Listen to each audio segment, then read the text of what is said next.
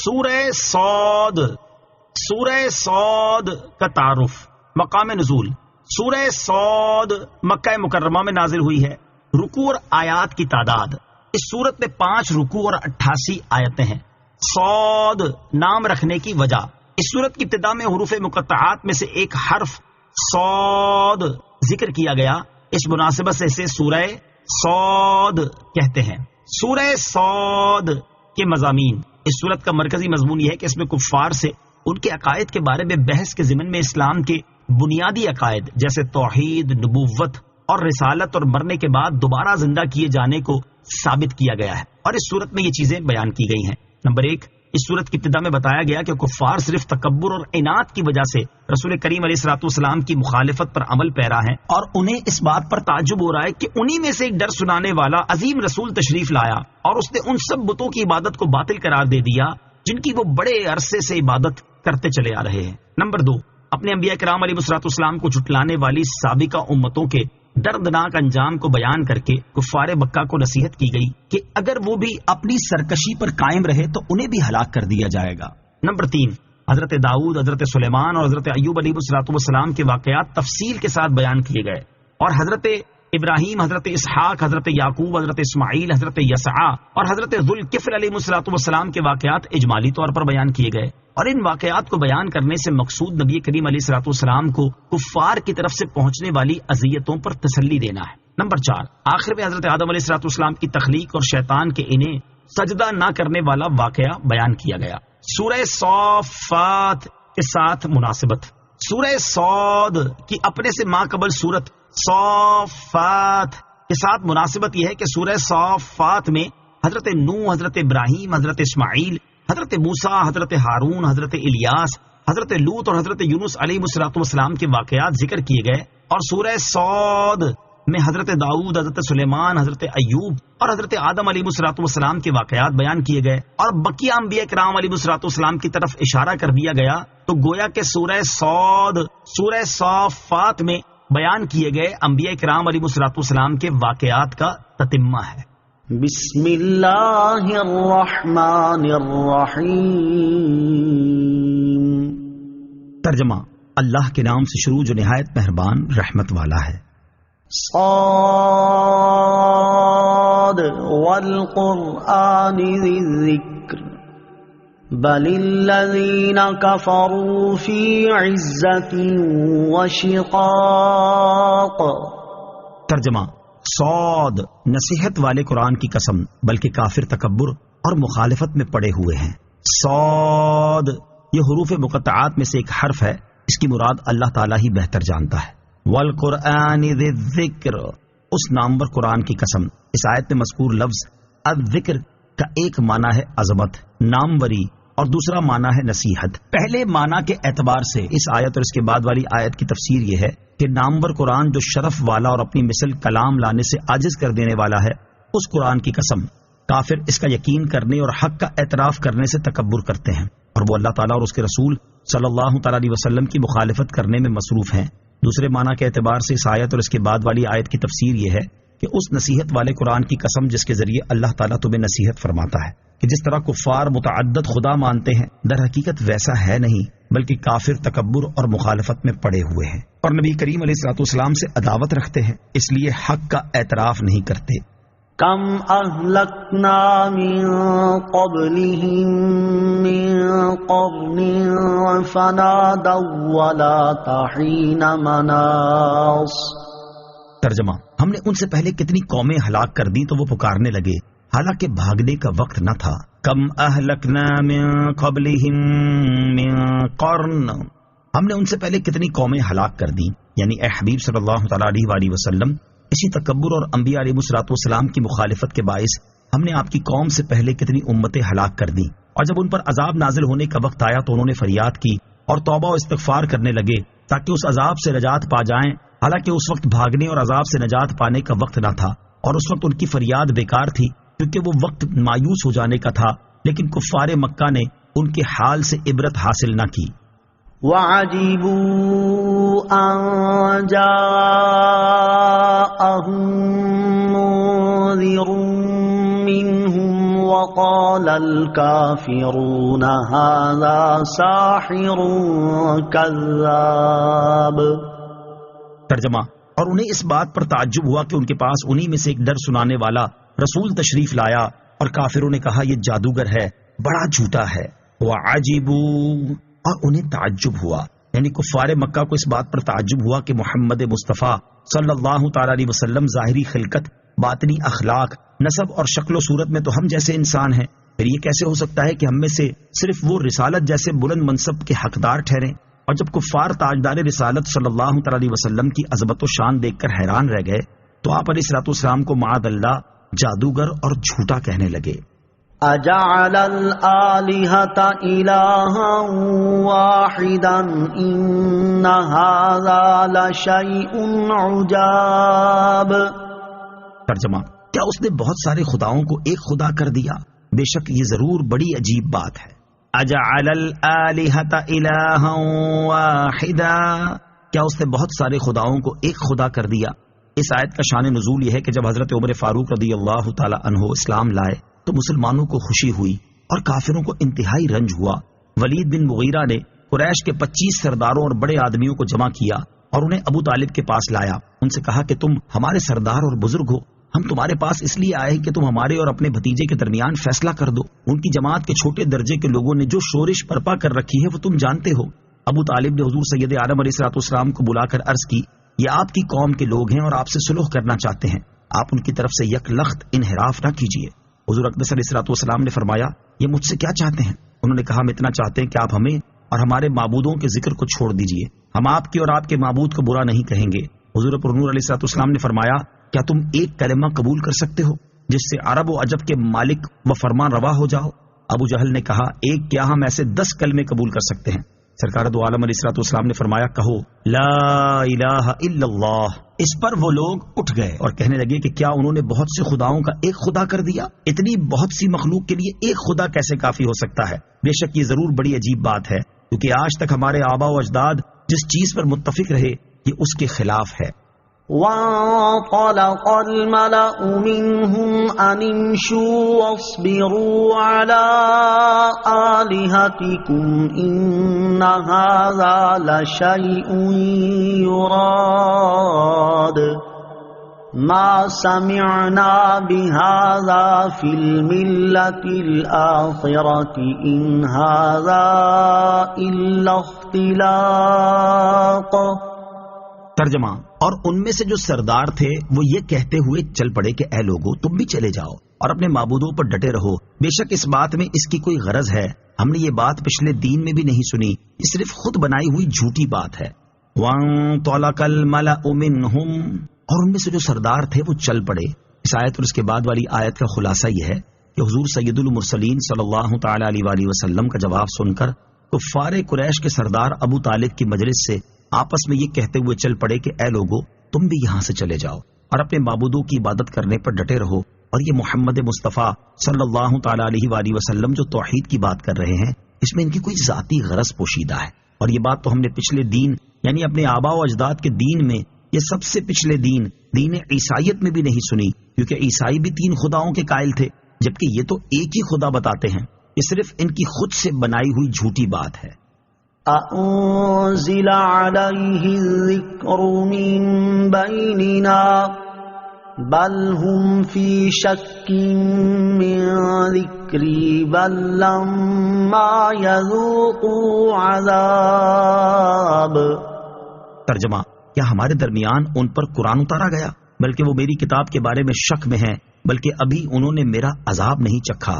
أَأُنزِلَ عَلَيْهِ الذِّكْرُ مِن بَيْنِنَا، کیا ہمارے درمیان ان پر قرآن اتارا گیا؟ اہل مکہ نے تاجدار رسالت صلی اللہ تعالی علیہ وسلم کے منصب نبوت پر حسد کرتے ہوئے کہا کہ ہم میں شرف و عزت والے آدمی موجود تھے، ان میں سے تو کسی پر قرآن نہیں اترا، خاص حضرت محمد مصطفیٰ صلی اللہ تعالی علیہ وآلہ وسلم پر ہی کیوں اترا، حالانکہ وہ ہم سے بڑے اور ہم سے زیادہ عزت والے نہیں. کفار کی اس بات کا جواب دیتے ہوئے فرمایا گیا کہ ان کا یہ کہنا اس وجہ سے نہیں کہ اگر رسول ان کا کوئی شرف و عزت والا آدمی ہوتا تو یہ اس کی پیروی کر لیتے، بلکہ اصل بات یہ ہے کہ وہ لوگ میری کتاب کے بارے میں شک میں ہیں، کیونکہ وہ اسے لانے والے حضرت محمد مصطفیٰ صلی اللہ تعالی علیہ وآلہ وسلم کی تکذیب کرتے ہیں. اور یہ تکذیب بھی اس وجہ سے نہیں کہ ان کے پاس کوئی دلیل ہے، بلکہ اس کی اصل وجہ یہ ہے کہ ابھی تک انہوں نے میرا عذاب نہیں چکھا۔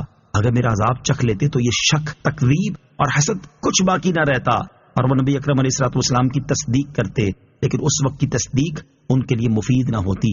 نبی اکرم صلی اللہ تعالی علیہ وسلم کی اطاعت سے دوری کی بنیادی وجہ اس آیت سے معلوم ہوا کہ کفار مکہ کے تاجدار رسالت صلی اللہ تعالی علیہ وسلم کی اطاعت اور فرما برداری نہ کرنے کی ایک وجہ دنیاوی عزت، وجاہت، شرافت اور مال و دولت کی وسعت تھی، اور فی زمانہ بعض مسلمانوں کے اندر بھی اللہ تعالیٰ اور اس کے رسول علیہ الصلوۃ والسلام کی اطاعت و فرما برداری سے دوری کی بنیادی وجہ مالی وسعت اور دنیاوی عیش و عشرت کے سامان کی کثرت نظر آتی ہے۔ اللہ تعالیٰ انہیں قبر و آخرت کے عذاب سے ڈرنے اور اپنی اطاعت و عبادت کی توفیق عطا فرمائے، آمین۔ ام عندهم خزائن رحمت ربک العزیز الوہاب۔ ترجمہ، کیا ان کے پاس تمہارے عزت والے، بہت عطا فرمانے والے رب کی رحمت کے خزانے ہیں؟ ام عندهم خزائن رحمت ربک، کیا وہ تمہارے رب کی رحمت کے خزانچی ہیں؟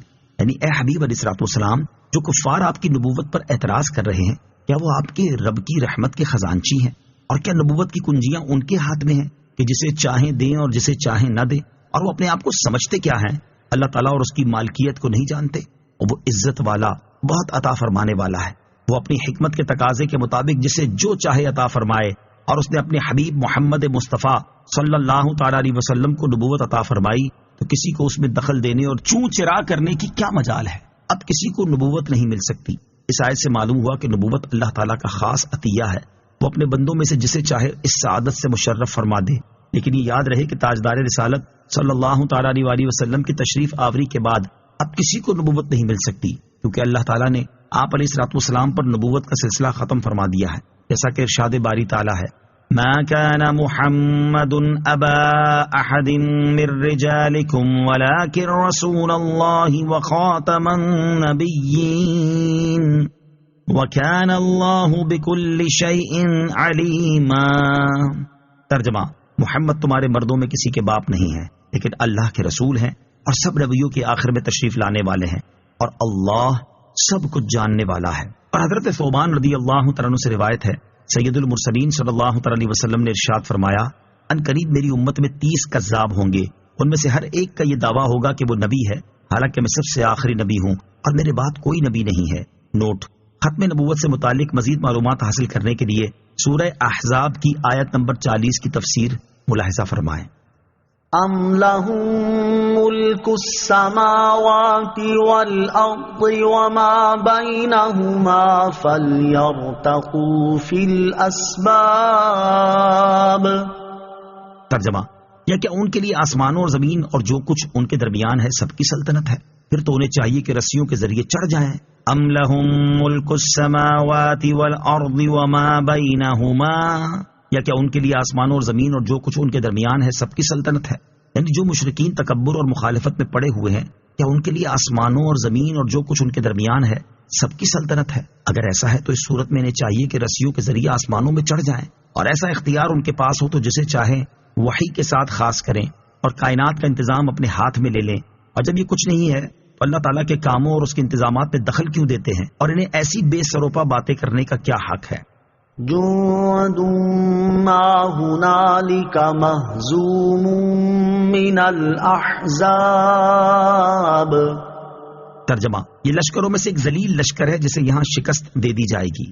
جندن، یہ ایک ذلیل لشکر ہے۔ کفار کو جواب دینے کے بعد اللہ تعالیٰ نے اپنے حبیب محمد مصطفیٰ صلی اللہ تعالی علیہ وسلم کو تسلی دیتے ہوئے ان سے مدد و نصرت کا وعدہ فرمایا کہ اے پیارے حبیب علیہ الصلوۃ والسلام، ان کفار قریش کی جماعت انہی لشکروں میں سے ایک ہے جو آپ سے پہلے انبیاء کرام علیہ الصلوۃ والسلام کے مقابلے میں گروہ بن کر آیا کرتے تھے اور ان پر زیادتیاں کیا کرتے تھے، اسی وجہ سے وہ ہلاک کر دیے گئے، اور یہی حال کفار قریش کا ہے، انہیں بھی شکست ہوگی۔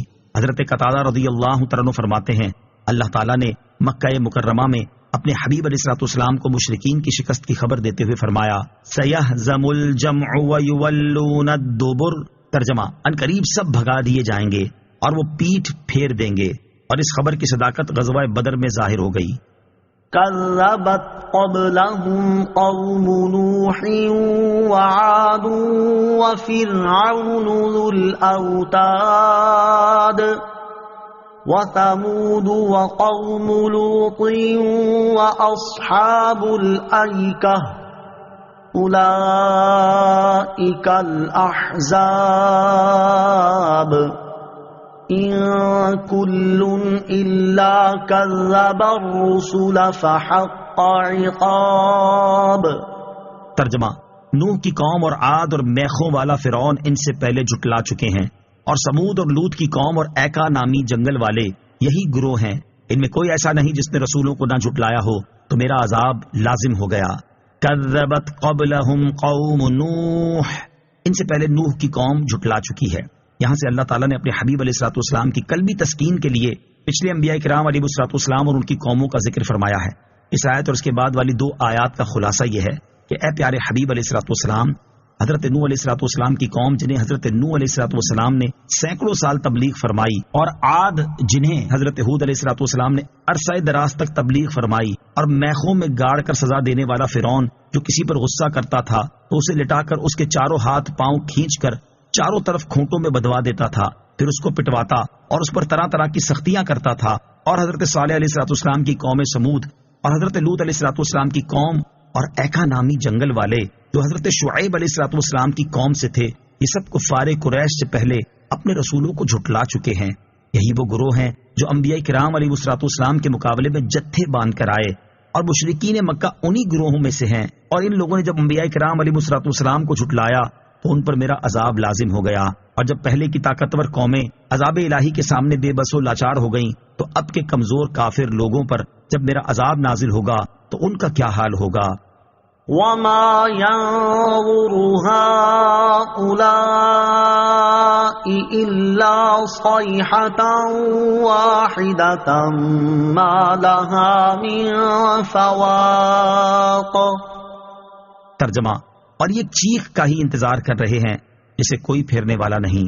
وما ينظر هؤلاء إلا صيحة واحدة، اور یہ چیخ کا ہی انتظار کر رہے ہیں۔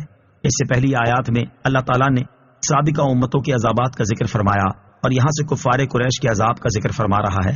چنانچہ اس آیت میں ارشاد فرمایا کہ سابقہ ہلاک شدہ امتوں کی طرح کفر و تکذیب میں مبتلا کفار قریش قیامت کے پہلے نفخے کی چیخ کا ہی انتظار کر رہے ہیں، جو ان کے عذاب کی مقررہ مدت ہے، اور وہ چیخ ایسی ہے جسے کوئی پھیر نہیں سکتا۔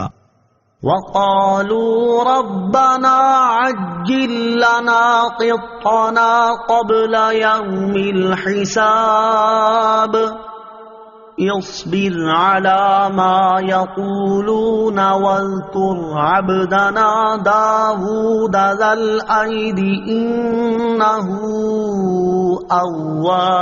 أواب۔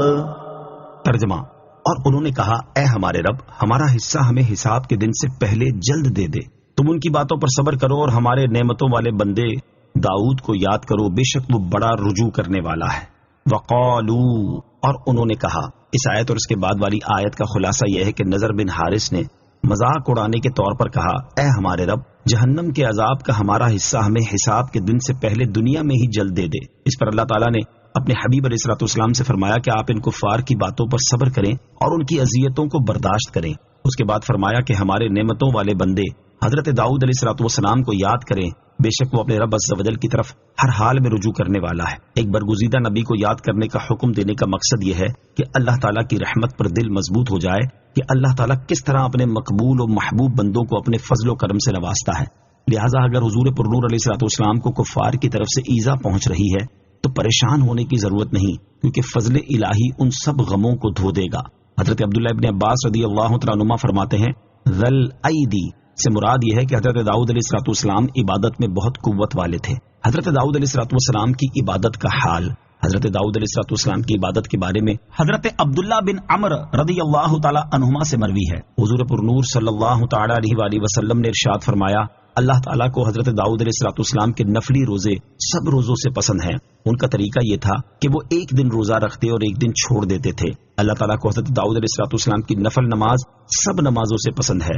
وہ آدھی رات تک سوتے، تہائی رات عبادت کرتے، پھر باقی چھٹا حصہ سوتے تھے، اور بعض اوقات اس طرح کرتے کہ ایک دن روزہ رکھتے، ایک دن افطار فرماتے اور رات کے پہلے نصف حصے میں عبادت کرتے، اس کے بعد رات کی 1/3 آرام فرماتے، پھر باقی چھٹا حصہ عبادت میں گزارتے۔ سید المرسلین صلی اللہ تعالی علیہ وآلہ وسلم کی عبادت کا حال، یہاں حضرت داؤد علیہ السلام کی عبادت کا حال بیان ہوا۔ اسی مناسبت سے یہاں تاجدار رسالت صلی اللہ تعالی علیہ وآلہ وسلم کی عبادت میں سے نماز اور روزے کا حال سماعت فرمائیں۔ چنانچہ علامہ عبد المصطفیٰ اعظمی رحمۃ اللہ تعالی فرماتے ہیں، اعلان نبوت سے قبل بھی آپ علیہ السلام غار حرا میں قیام و مراقبہ اور ذکر و فکر کے طور پر خدا عز و جل کی عبادت میں مصروف رہتے تھے۔ نزول وحی کے بعد ہی آپ کو نماز کا طریقہ بھی بتا دیا گیا۔ پھر شب معراج میں نماز پنجگانہ فرض ہوئی۔ حضور علیہ السلام نماز پنجگانہ کے علاوہ نماز اشراق، نماز چاشت، تحیۃ الوضو، تحیۃ المسجد، صلاۃ الاوابین وغیرہ سنن و نوافل بھی ادا فرماتے تھے۔ راتوں کو اٹھ اٹھ کر نمازیں پڑھا کرتے تھے۔ تمام عمر نماز تہجد کے پابند رہے۔ راتوں کے نوافل کے بارے میں مختلف روایات ہیں۔ بعض روایتوں میں یہ آیا ہے کہ آپ علیہ السلام نماز عشاء کے بعد کچھ دیر سوتے، پھر کچھ دیر تک اٹھ کر نماز پڑھتے، پھر سو جاتے، پھر اٹھ کر نماز پڑھتے۔ ہر صبح تک یہی حالت قائم رہتی۔ کبھی 2/3 رات گزر جانے کے بعد بیدار ہوتے اور صبح صادق تک نمازوں میں مشغول رہتے۔ کبھی نصف رات گزر جانے کے بعد بستر سے اٹھ جاتے اور پھر ساری رات بستر پر پیٹھ نہیں لگاتے تھے اور لمبی لمبی صورتیں نمازوں میں پڑھا کرتے۔ کبھی رکوع و سجود طویل ہوتا، کبھی قیام طویل ہوتا، کبھی 6 رکعت، کبھی 8 رکعت، کبھی اس سے کم، کبھی اس سے زیادہ۔ اخیر عمر شریف میں کچھ رکعتیں کھڑے ہو کر، کچھ بیٹھ کر ادا فرماتے۔ نماز وتر نماز تہجد کے ساتھ ادا فرماتے۔ رمضان شریف خصوصاً آخری عشرے میں آپ علیہ السلام کی عبادت بہت زیادہ بڑھ جاتی تھی۔ آپ ساری رات بیدار رہتے اور اپنی ازواج مطہرات رضی اللہ تعالی عنہن سے بے تعلق ہو جاتے تھے اور گھر والوں کو نمازوں کے لیے جگایا کرتے تھے اور عموماً اعتکاف فرماتے تھے۔ نمازوں کے ساتھ ساتھ کبھی کھڑے ہو کر، کبھی بیٹھ کر، کبھی سر بسجود ہو کر نہایت آہوزاری اور گریا و بکا کے ساتھ گر گڑا کر راتوں میں دعائیں بھی مانگا کرتے۔ رمضان شریف میں حضرت جبرائیل علیہ السلام کے ساتھ قرآن عظیم کا دور بھی فرماتے اور تلاوت قرآن مجید کے ساتھ ساتھ طرح طرح کی مختلف دعاؤں کا ورد بھی فرماتے تھے اور کبھی کبھی ساری رات نمازوں اور دعاؤں میں کھڑے رہتے، یہاں تک کہ پائے اقدس میں ورم آ جایا کرتا تھا۔ رمضان شریف کے روزوں کے علاوہ شعبان میں بھی قریب مہینہ بھر آپ علیہ السلام روزہ دار ہی رہتے تھے۔ سال کے باقی مہینوں میں بھی یہی کیفیت رہتی تھی کہ اگر روزہ رکھنا شروع فرما دیتے تو معلوم ہوتا تھا کہ اب کبھی روزہ نہیں چھوڑیں گے، پھر ترک فرما دیتے تو معلوم ہوتا تھا کہ اب کبھی روزہ نہیں رکھیں گے۔ خاص کر ہر مہینے میں 3 ایام 20 کے روزے، 2 شنبہ و جمعرات کے روزے، عاشورہ کے روزے، عشرہ ذوالحجہ کے روزے، شوال کے 6 روزے معمولاً رکھا کرتے تھے۔ کبھی کبھی آپ علیہ السلام صوم وصال بھی رکھتے تھے، یعنی کئی دن رات کا ایک روزہ، مگر اپنی امت کو ایسا روزہ رکھنے سے منع فرماتے تھے۔ بعض صحابہ کرام رضی اللہ تعالی عنہم نے عرض کیا کہ یا رسول اللہ صلی اللہ تعالی علیہ وسلم، آپ تو صوم وصال رکھتے ہیں۔ ارشاد فرمایا کہ تم میں مجھ جیسا کون ہے؟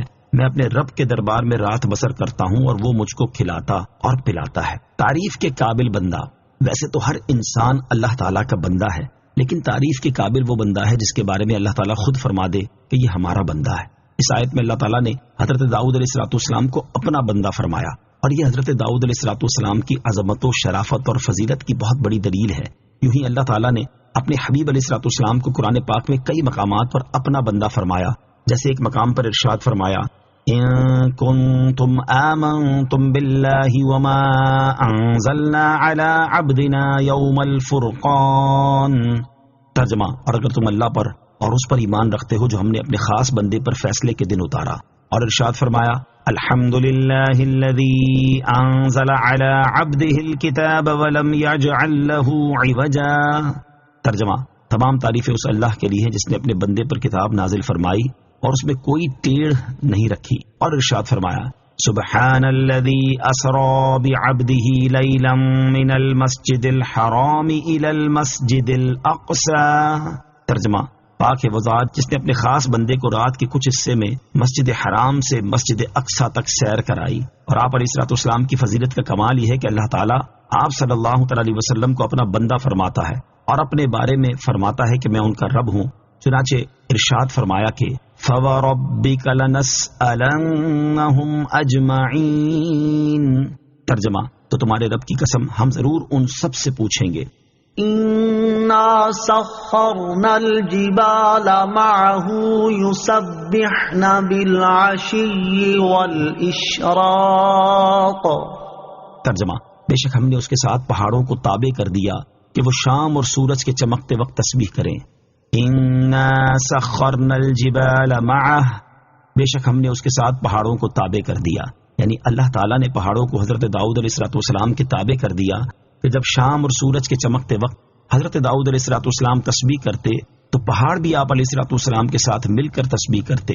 بالعشی والاشراق، شام اور سورج کے چمکتے وقت. اس آیت میں اشراق و چاشت کی نماز کا ثبوت ہے. حضرت عبداللہ ابن عباس رضی اللہ تعالیٰ عنہما نے ایک مرتبہ لوگوں سے فرمایا، کیا تم قرآن پاک میں چاشت کی نماز کا ذکر پاتے ہو؟ انہوں نے جواب دیا، نہیں.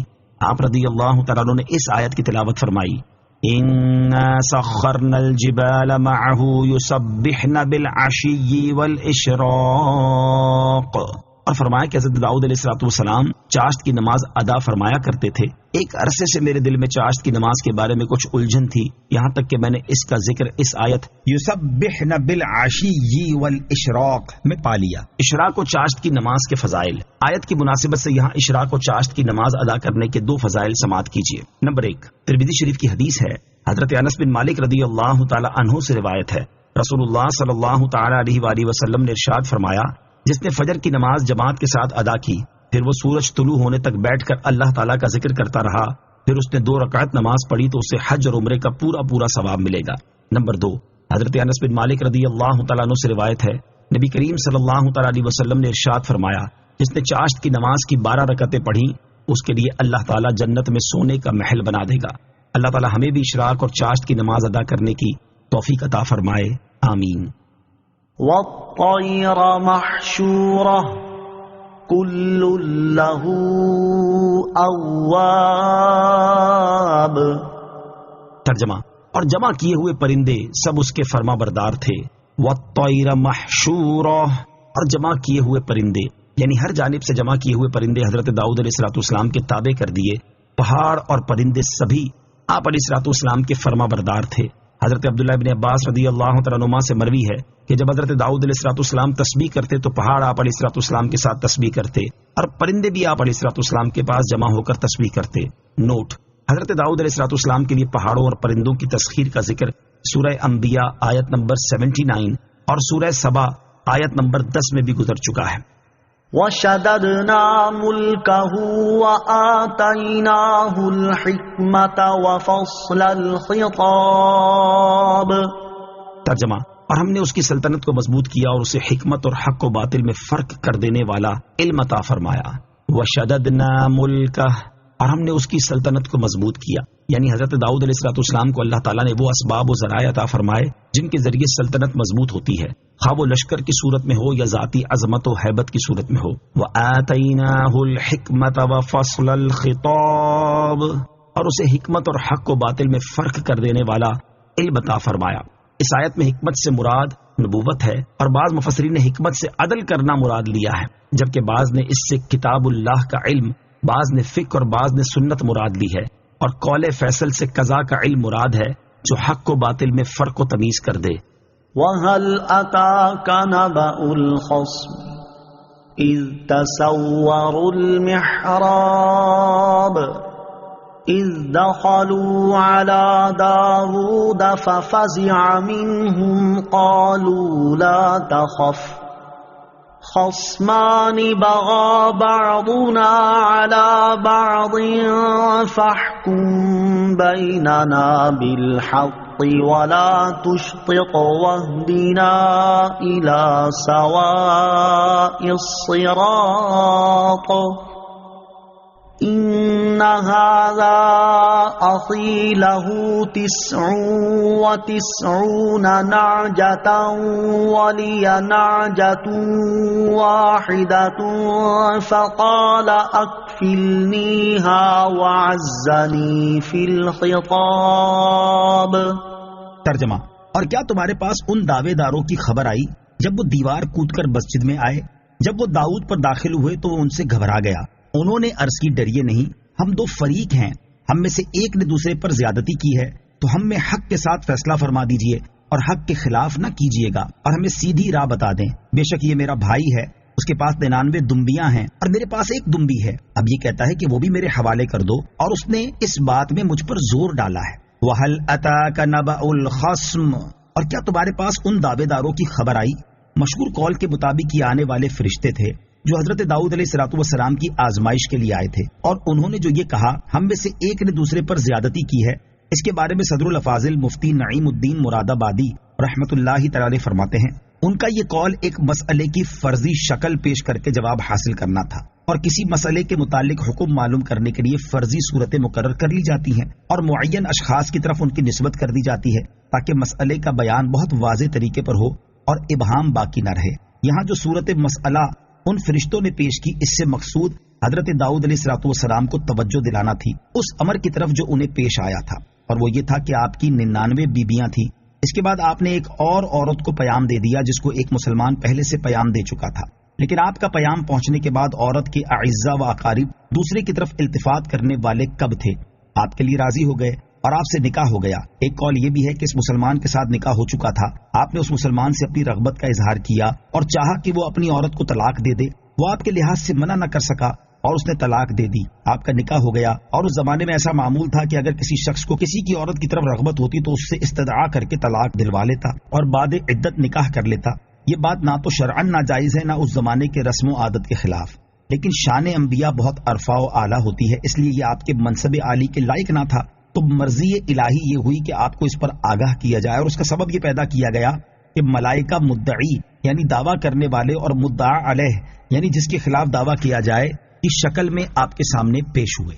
بزرگوں سے خلاف شان واقع ہونے والے کام کی اصلاح کا طریقہ، اس سے معلوم ہوا کہ اگر بزرگوں سے کوئی لغزش صادر ہو اور کوئی امر خلاف شان واقع ہو جائے تو ادب یہ ہے کہ معترضانہ زبان نہ کھولی جائے، بلکہ اس واقعے کی مثل ایک واقعہ متصور کر کے اس کی نسبت سائلانہ و مستفیانہ و مستفیدانہ سوال کیا جائے اور ان کی عظمت و احترام کا لحاظ رکھا جائے۔ اور یہ بھی معلوم ہوا کہ اللہ عز و جل مالک و مولا اپنے انبیاء کی ایسی عزت فرماتا ہے کہ ان کو کسی بات پر آگاہ کرنے کے لیے ملائکہ کو اس طریقے آداب کے ساتھ حاضر ہونے کا حکم دیتا ہے۔ نوٹ: اس آیت کی تفسیر میں جو بیان ہوا یہی حقیقت حال ہے، بقیہ جو اسرائیلی و یہودی روایات میں اس بارے میں بکواسات مروی ہیں وہ سب جھوٹ اور افتراء ہیں۔ طبی خوف نبوت کے منافی نہیں۔ یاد رہے کہ دیوار کود کر آنے والوں کو دیکھ کر حضرت داؤد علیہ الصلوۃ والسلام کا گھبرانا فطری اور طبعی تھا، کیونکہ کسی شخص کا عادت کے برخلاف بے وقت اور بہرا توڑ کر اس طرح آنا عام طور پر بری نیت سے ہی ہوتا ہے، اور جو خوف اور گھبراہٹ طبعی ہو وہ نبوت کے منافی نہیں ہوتی۔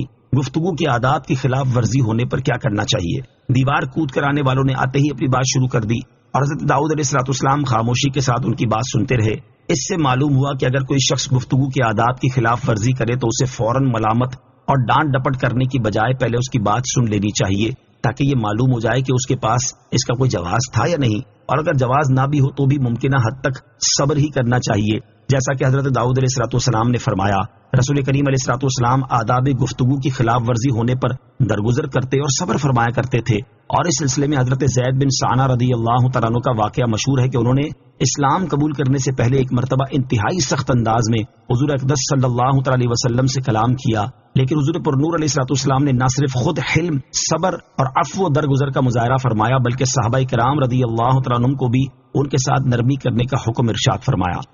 قال لقد ظلمك بسؤال نعجتك إلى نعاجه وَإِنَّ كَثِيرًا مِنَ الْخُلَطَاءِ لَيَبْغِي بَعْضُهُمْ عَلَى بَعْضٍ إِلَّا الَّذِينَ آمَنُوا وَعَمِلُوا الصَّالِحَاتِ وَقَلِيلٌ مَّا هُمْ وَظَنَّ دَاوُودُ أَنَّمَا فَتَنَّاهُ فَاسْتَغْفَرَ رَبَّهُ وَخَرَّ رَاكِعًا وَأَنَابَ۔ ترجمہ: داؤد نے فرمایا، بے شک تیری دمبی کو اپنی دمبیوں کے ساتھ ملانے کا سوال کر کے اس نے تجھ پر زیادتی کی ہے، اور بے شک اکثر شریک ایک دوسرے پر زیادتی کرتے ہیں مگر ایمان والے اور اچھے کام کرنے والے، اور وہ بہت تھوڑے ہیں۔ اور داؤد سمجھ گئے کہ ہم نے تو صرف اسے آزمایا تھا، تو اس نے اپنے رب سے معافی مانگی اور سجدے میں گر پڑا اور رجوع کیا۔ قال، داؤد نے فرمایا، حضرت داؤد علیہ الصلوۃ والسلام نے دعویٰ سن کر دوسرے فریق سے پوچھا تو اس نے اعتراف کر لیا۔ آپ علیہ الصلوۃ والسلام نے دعویٰ کرنے والے سے فرمایا کہ بے شک تیری دمبی کو اپنی دمبیوں کے ساتھ ملانے کا سوال کر کے اس نے تجھ پر زیادتی کی ہے، اور بے شک اکثر شریک ایک دوسرے پر زیادتی کرتے ہیں، مگر ایمان والے اور اچھے کام کرنے والے کسی پر زیادتی نہیں کرتے، لیکن وہ ہیں بہت تھوڑے۔ حضرت داؤد علیہ السلام کی یہ گفتگو سن کر فرشتوں میں سے ایک نے دوسرے کی طرف دیکھا اور تبسم کر کے وہ آسمان کی طرف روانہ ہو گئے۔ اب حضرت داؤد علیہ السلام سمجھ گئے کہ اللہ تعالیٰ نے تو صرف انہیں آزمایا تھا، اور دمبی ایک کنایا تھا جس سے مراد عورت تھی، کیونکہ 99 عورتیں آپ علیہ السلام کے پاس ہوتے ہوئے ایک اور عورت کی آپ علیہ السلام نے خواہش کی تھی، اس لیے دمبی کے پیرائے میں سوال کیا گیا۔ جب آپ نے یہ سمجھا تو اپنے رب عز و جل سے معافی مانگی اور سجدے میں گر پڑے اور اللہ تعالیٰ کی طرف رجوع کیا۔ نوٹ: یاد رہے کہ یہ آیت ان آیات میں سے ہے جن کے پڑھنے اور سننے والوں پر سجدہ تلاوت کرنا واجب ہو جاتا ہے۔ واضح رہے کہ ریکارڈڈ آیت سجدہ سننے سے سجدہ واجب نہیں ہوتا ہے۔ یہاں ایک مسئلہ یاد رہے کہ اس آیت سے ثابت ہوتا ہے کہ نماز میں رکوع کرنا سجدہ تلاوت کے قائم مقام ہو جاتا ہے، جبکہ رکوع میں اس کی نیت کی جائے۔ اصلاح کرنے کا ایک طریقہ، اللہ تعالیٰ نے اس معاملے میں وحی کے ذریعے اپنے پیارے نبی حضرت داؤد علیہ السلام کی تربیت فرمانے کی بجائے جو خاص طریقہ اختیار فرمایا اس میں نیکی کی دعوت دینے اور برائی سے منع کرنے والے کے لیے بھی ہدایت کا سامان موجود ہے کہ جب وہ کسی کی اصلاح کرنے لگے تو اس وقت حکمت سے کام لے اور موقع کی مناسبت سے ایسا طریقہ اختیار کرے جس سے سامنے والا اپنی غلطی خود ہی محسوس کر لے، اسے زبانی تنبیہ کرنے کی ضرورت پیش نہ آئے، اور اس کے لیے مثال بیان کرنے کا طریقہ اور کنایے سے کام لینا بہت مؤثر ہوتا ہے۔ اس میں کسی کی دل آزاری بھی نہیں ہوتی اور اصل مقصود بھی حاصل ہو جاتا ہے۔ فغفرنا له ذلك وإن له عندنا لزلفى وحسن مآب۔ ترجمہ: تو ہم نے اسے یہ معاف فرما دیا اور بے شک اس کے لیے ہماری بارگاہ میں ضرور قرب اور اچھا ٹھکانہ ہے۔ فغفرنا له ذلك، تو ہم نے اسے یہ معاف فرما دیا۔ یاد رہے کہ اللہ تعالیٰ کی بارگاہ میں انبیاء کرام علیہ السلام کا مقام و مرتبہ دیگر لوگوں کے مقابلے میں انتہائی بلند ہے۔ اسی وجہ سے بہت سے وہ کام ہیں جو دوسرے لوگوں کے لیے تو روا ہوتے ہیں، لیکن انبیاء کرام علیہ السلام کی شان اور ان کے مقام و مرتبے کے لائق نہیں ہوتے۔ اسی لیے جب ان سے کوئی خلاف شان کام واقع ہوتا ہے تو اللہ تعالیٰ اپنی بارگاہ کے ان مقبول بندوں کی تربیت فرما دیتا ہے، اور یہ بھی اللہ تعالیٰ کی بارگاہ میں انتہا درجے کی عاجزی و انکساری کرتے ہیں، اور یہ اللہ تعالیٰ اور اس کے مقبول بندوں کا معاملہ ہے، وہ جیسے چاہے اپنے مقبول بندوں کی تربیت فرمائے، اور یہ جیسے چاہیں اللہ تعالیٰ کی بارگاہ میں عاجزی و انکساری کا اظہار کریں۔ عام لوگوں کو یہ حق حاصل نہیں ہے کہ وہ ان کے خلاف شان کاموں اور ان پر کیے گئے عجز و انکسار کو بنیاد بنا کر ان کے خلاف زبانیں تان دراز کریں اور ان کی عصمت پر اعتراضات کرنا شروع کر دیں۔ یہ ایمان کے لیے زہر قاتل سے بھی زیادہ خطرناک ہے، اس سے تمام مسلمانوں کو بچنا چاہیے۔ یا داود انا جعلناک خلیفۃ فی الارض فاحکم بین الناس بالحق ولا تتبع الهوى فيضلك عن سبيل الله ان الذين يضلون عن سبيل الله لهم عذاب شديد بما نسوا يوم الحساب۔ ترجمہ: اے داؤد، بے شک ہم نے تجھے زمین میں اپنا نائب کیا تو لوگوں میں حق کے مطابق فیصلہ کر اور نفس کی خواہش کے پیچھے نہ چلنا، ورنہ وہ تجھے اللہ کی راہ سے بہکا دے گی۔ بے شک وہ جو اللہ کی راہ سے بہکتے ہیں ان کے لیے سخت عذاب ہے، اس بنا پر کہ انہوں نے حساب کے دن کو بھلا دیا ہے۔ یا داؤد انا جعلناک خلیفۃ فی الارض، اے داؤد بے شک ہم نے تجھے زمین میں اپنا نائب کیا۔ حضرت داؤد علیہ السلام کا واقعہ بیان کرنے کے بعد اس آیت میں ان کی زمینی خلافت کا ذکر فرمایا گیا۔ چنانچہ ارشاد فرمایا کہ اے داؤد بے شک ہم نے تجھے زمین میں اپنا نائب مقرر کیا اور مخلوق کے کاموں کا انتظام کرنے پر آپ کو مامور کیا اور آپ کا حکم ان میں نافذ فرمایا، تو لوگوں میں حق کے مطابق فیصلہ کرو اور نفس کی خواہش کے پیچھے نہ جانا، ورنہ وہ تجھے اللہ تعالیٰ کی راہ سے بہکا دے گی۔ بے شک وہ جو اللہ تعالیٰ کی راہ سے بہکتے ہیں ان کے لیے اس بنا پر سخت عذاب ہے کہ انہوں نے حساب کے دن کو بھلا دیا ہے، اور وہ اس وجہ سے ایمان سے محروم رہے۔ اگر انہیں حساب کے دن کا یقین ہوتا تو اس کی تیاری سے اعراض نہ کرتے اور دنیا ہی میں ایمان لے آتے۔ آیت یا داود انا جعلناک خلیفۃ فی الارض سے حاصل ہونے والی معلومات۔ اس آیت سے 3 باتیں معلوم ہوئیں۔ نمبر 1، حکمران اللہ تعالیٰ کے دیے ہوئے احکام کے مطابق ہی چلیں اور اس سے باہر ہرگز نہ جائیں۔ نمبر 2، اسلامی ریاست کا بنیادی کام حق کو قائم کرنا ہے، نیز حکمرانوں پر لازم ہے کہ تنازعات وغیرہ کا حق اور انصاف کے مطابق ہی فیصلہ کریں۔ نمبر 3، حکمران نفسانی خواہشات کی پیروی سے بچیں، یہی چیز راہ حق اور عدل و انصاف سے دور کرتی ہے۔ وما خلقنا السماء والأرض وما بينهما باطلا ذلك ظن الذين كفروا فويل للذين كفروا من النار۔ ترجمہ، اور ہم نے آسمان اور زمین اور جو کچھ ان کے درمیان ہے بیکار پیدا نہیں کیا۔ یہ بیکار پیدا کرنے کا خیال کافروں کا گمان ہے تو کافروں کے لیے آگ سے خرابی ہے۔ وما خلقنا السماء والارض وما بينهما باطلا، اور ہم نے آسمان اور زمین اور جو کچھ ان کے درمیان ہے بیکار پیدا نہیں کیا۔ ارشاد فرمائے کہ ہم نے آسمان اور زمین اور جو کچھ ان کے درمیان ہے اسے بیکار پیدا نہیں کیا، بلکہ اس لیے پیدا کیا ہے کہ زمین و آسمان میں ہماری عبادت کی جائے، ہمارے احکامات کی پیروی کی جائے اور ممنوعات سے رکا جائے۔ یہ بیکار پیدا کرنے کا خیال کافروں کا گمان ہے، اگرچہ وہ صراحتاً یہ نہ کہیں کہ آسمان و زمین میں اور تمام دنیا بیکار پیدا کی گئی ہے، لیکن جبکہ وہ مرنے کے بعد اٹھائے جانے اور اعمال کی جزا ملنے کے منکر ہیں تو اس کا نتیجہ یہی ہے کہ عالم کی ایجاد کو عبث اور بے فائدہ مانیں، اور جب کافروں کا گمان یہ ہے تو ان کے لیے آگ سے خرابی ہے۔ اس آیت سے معلوم ہوا کہ اگر کوئی شخص صراحتاً کوئی بات نہ کہے لیکن اس کی کسی بات کا لازمی نتیجہ جو نکلتا ہو وہ اس کی طرف منسوب کیا جا سکتا ہے، اور اس پر اصل بات کہنے کا ہی حکم لگایا جائے گا۔ جیسے بہت سے لوگ ختم نبوت کے قائل ہونے کا نام لیتے ہیں لیکن باتیں ایسی کرتے ہیں جس کا لازمی نتیجہ انکار ختم نبوت ہے، تو انہیں منکرین ختم نبوت ہی کہا جائے گا۔ ام نجعل الذین آمنوا وعملوا الصالحات كالمفسدین فی الارض ام نجعل المتقین كالفجار۔ ترجمہ، کیا ہم ایمان لانے والوں اور اچھے اعمال کرنے والوں کو زمین میں فساد پھیلانے والوں کی طرح کر دیں گے یا ہم پرہیزگاروں کو نافرمانوں جیسا کر دیں گے؟ ام نجعل الذین آمنوا وعملوا الصالحات كالمفسدین فی الارض، کیا ہم ایمان لانے والوں اور اچھے اعمال کرنے والوں کو زمین میں فساد پھیلانے والوں کی طرح کر دیں گے؟ ارشاد فرمایا کہ کیا ہم ایمان لانے والوں اور اچھے اعمال کرنے والوں کو زمین میں کفر اور گناہوں کے ذریعے فساد پھیلانے والوں کی طرح کر دیں گے یا ہم پرہیزگاروں کو نافرمانوں جیسا کر دیں گے؟ ہم ہرگز ایسا نہیں کریں گے، کیونکہ یہ بات حکمت کے بالکل خلاف ہے، جبکہ جو شخص جزا کا قائل نہیں وہ ضرور فساد کرنے اور اصلاح کرنے والے کو فاسق و فاجر اور متقی پرہیزگار کو برابر قرار دے گا اور ان میں کوئی فرق نہ کرے گا۔ کفار اس جہالت میں گرفتار ہیں۔ اس آیت کا شان نزول یہ ہے کہ کفار قریش نے مسلمانوں سے کہا تھا کہ آخرت میں جو نعمتیں تمہیں ملیں گی وہی ہمیں بھی ملیں گی۔ اس پر یہ آیت کریمہ نازل ہوئی اور ارشاد فرمایا گیا کہ نیک و بد، مومن و کافر کو برابر کر دینا حکمت کے تقاضے کے مطابق نہیں، کفار کا یہ خیال باطل ہے۔ نیک لوگ گناہ گاروں جیسے نہیں۔ اس آیت سے معلوم ہوا کہ اچھے اعمال کرنے والے برے اعمال کرنے والوں کی طرح نہیں اور نیک لوگ گناہ گاروں جیسے نہیں۔ اب یہ ہم پر ہے کہ ہم نیکی کا راستہ اختیار کر کے اس کی جزا کے حقدار قرار پاتے ہیں یا برے اعمال کر کے ان کی سزا کے مستحق بنتے ہیں۔ ارشاد باری تعالیٰ ہے، ان احسنتم احسنتم لانفسکم وان اسأتم فلہا۔ ترجمہ، اگر تم بھلائی کرو گے تو تم اپنے لیے ہی بہتر کرو گے اور اگر تم برا کرو گے تو تمہاری جانوں کے لیے ہی ہوگا۔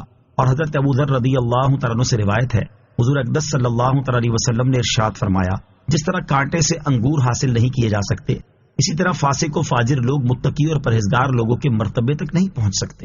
نیکی اور برائی دو راستے ہیں، ان میں سے جس راستے کو اختیار کرو گے اس کے انجام تک پہنچ جاؤ گے۔ اور حضرت ابو قلابہ رضی اللہ تعالیٰ عنہ سے روایت ہے، تاجدار رسالت صلی اللہ علیہ وسلم نے ارشاد فرمایا، نیکی کبھی پرانی نہیں ہوتی اور گناہ بھلایا نہیں جاتا اور حساب لینے والے خدا کو کبھی موت نہیں آئے گی۔ تم نیک یا گناہگار جیسے چاہو بن جاؤ، جیسا کرو گے ویسا بھرو گے۔ اللہ تعالی ہمیں برے اعمال سے بچنے اور نیک اعمال کرنے کی توفیق عطا فرمائے، آمین۔ کتاب انزلناہ الیک مبارک لیدبروا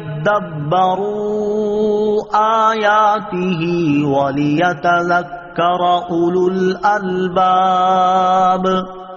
ترجمہ، یہ قرآن ایک برکت والی کتاب ہے جو ہم نے تمہاری طرف نازل کی ہے تاکہ لوگ اس کی آیتوں میں غور و فکر کریں اور عقل مند نصیحت حاصل کریں۔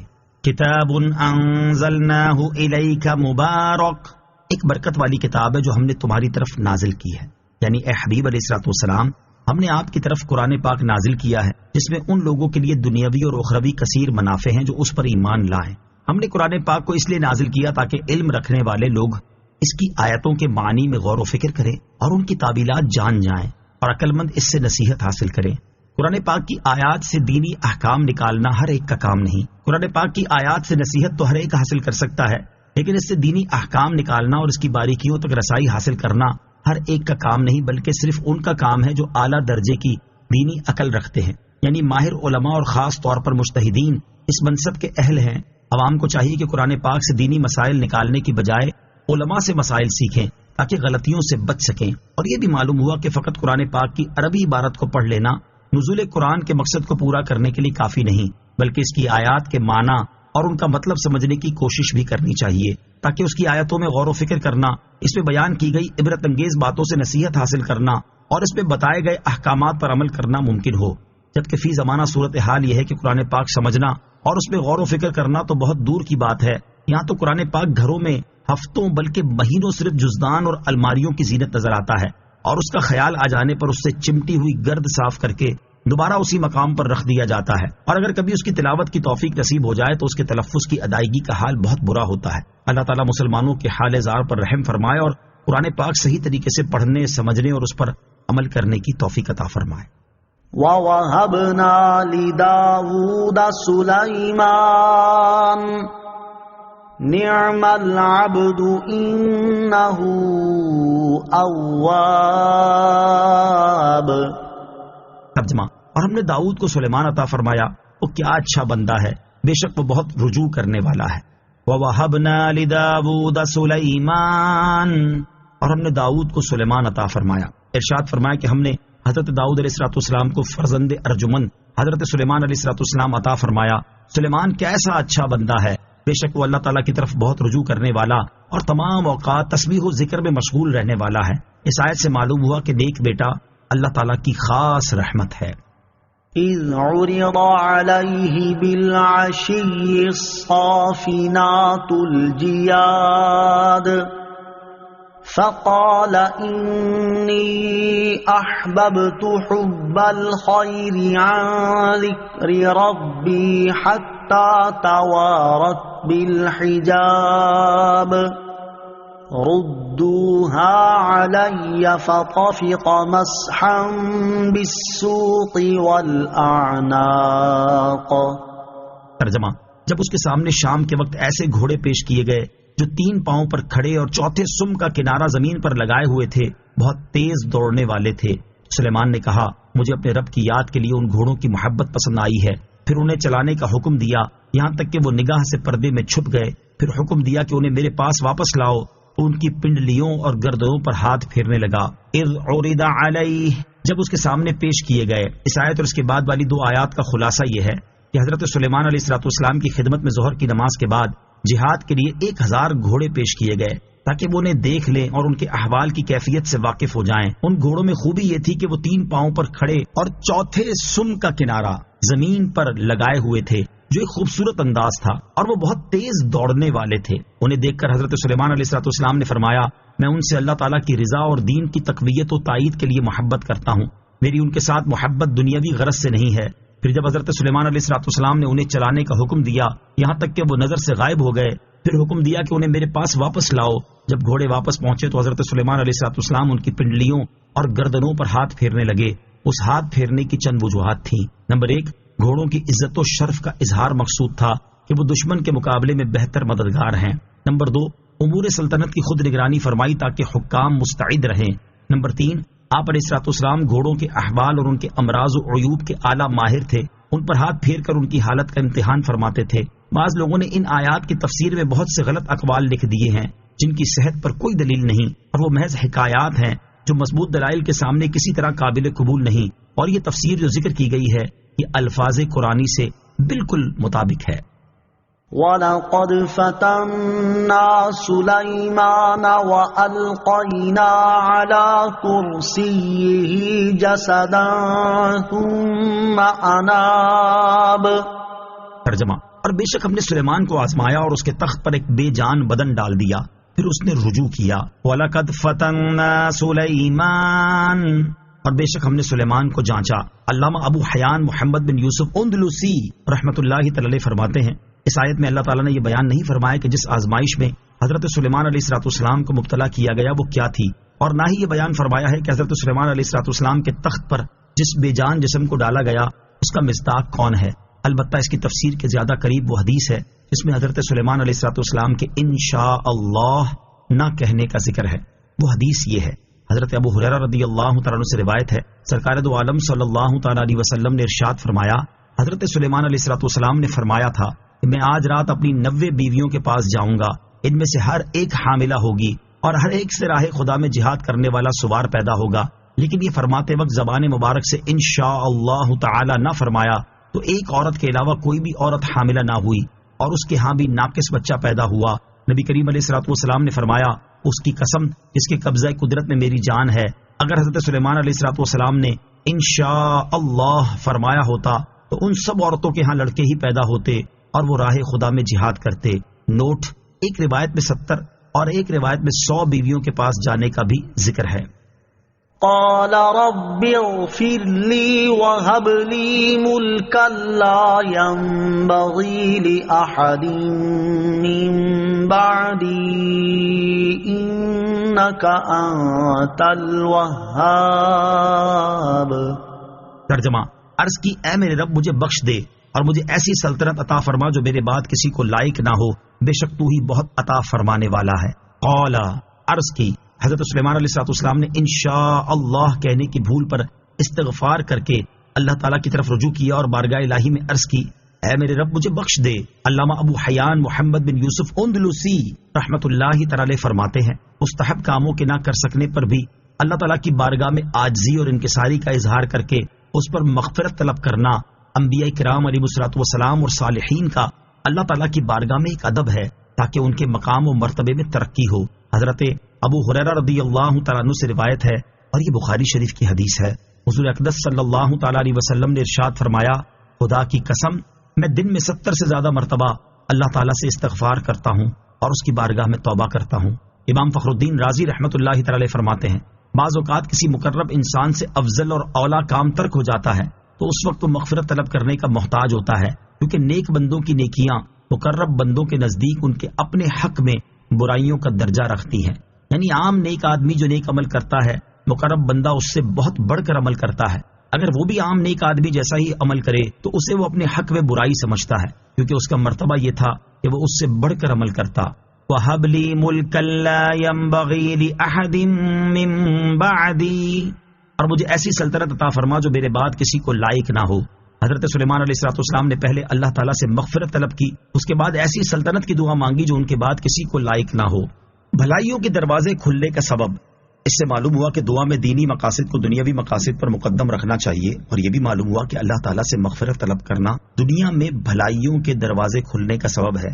حضرت نوح علیہ السلام نے بھی اپنی امت کو اس کی تلقین کی، چنانچہ آپ علیہ السلام فرماتے ہیں، فَقُلْتُ اسْتَغْفِرُوا رَبَّكُمْ إِنَّهُ كَانَ غَفَّارًا يُرْسِلِ السَّمَاءَ عَلَيْكُمْ مِدْرَارًا وَيُمْدِدْكُمْ بِأَمْوَالٍ وَبَنِينَ وَيَجْعَلْ لَكُمْ جَنَّاتٍ وَيَجْعَلْ لَكُمْ أَنْهَارًا۔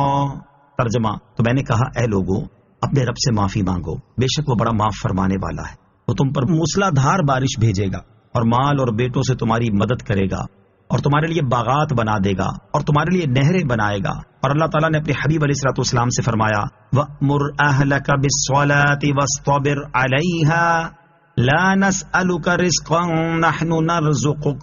ترجمہ، اور اپنے گھر والوں کو نماز کا حکم دو اور خود بھی نماز پر ڈٹے رہو، ہم تجھ سے کوئی رزق نہیں مانگتے بلکہ ہم تجھے روزی دیں گے۔ یاد رہے کہ حضرت سلیمان علیہ السلام نے جو بھی مثل سلطنت طلب کی وہ معاذ اللہ کسی حسد کی وجہ سے نہ تھی، بلکہ اس سے مقصود یہ تھا کہ وہ سلطنت آپ کے لیے معجزہ ہو۔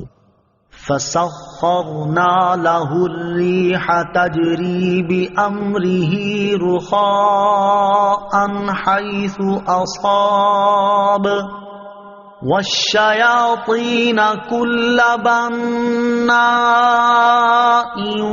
وَغَوَّاصٍ وَآخَرِينَ مُقَرَّنِينَ فِي الْأَصْفَادِ۔ ترجمہ، تو ہم نے ہوا سلیمان کے قابو میں کر دی کہ اس کے حکم سے نرم نرم چلتی جہاں وہ پہنچنا چاہتے، اور ہر معمار اور غوطہ خور جن کو اور دوسرے بیڑیوں میں جکڑے ہوئے جنوں کو سلیمان کے تابع کر دیا. فسخرنا له الريح، ہم نے ہوا اس کے قابو میں کر دی. اس آیت اور اس کے بعد والی 2 آیات کا خلاصہ یہ ہے کہ جب حضرت سلیمان علیہ الصلوۃ والسلام نے دعا مانگی تو اللہ تعالیٰ نے ہوا آپ علیہ الصلوۃ والسلام کے قابو میں کر دی کہ وہ آپ علیہ الصلوۃ والسلام کے حکم سے اور جہاں آپ چاہتے اس طرف فرما بردارانہ طریقے پر نرم نرم چلتی، اور ہر معمار اور غوطہ خور جن آپ علیہ الصلوۃ والسلام کے تابع کر دیا. معمار آپ علیہ الصلوۃ والسلام کے حکم سے آپ کی مرضی کے مطابق عجیب و غریب عمارتیں تعمیر کرتا، اور غوطہ خور آپ علیہ الصلوۃ والسلام کے لیے سمندر سے موتی نکالتا. دنیا میں سب سے پہلے سمندر سے موتی نکلوانے والے آپ علیہ الصلوۃ والسلام ہی ہیں، اور سرکش شیطان بھی آپ کے لیے مسخر کر دیے گئے جنہیں آپ علیہ الصلوۃ والسلام ادب سکھانے اور فساد سے روکنے کے لیے بیڑیوں اور زنجیروں میں جکڑوا کر قید کر دیتے تھے.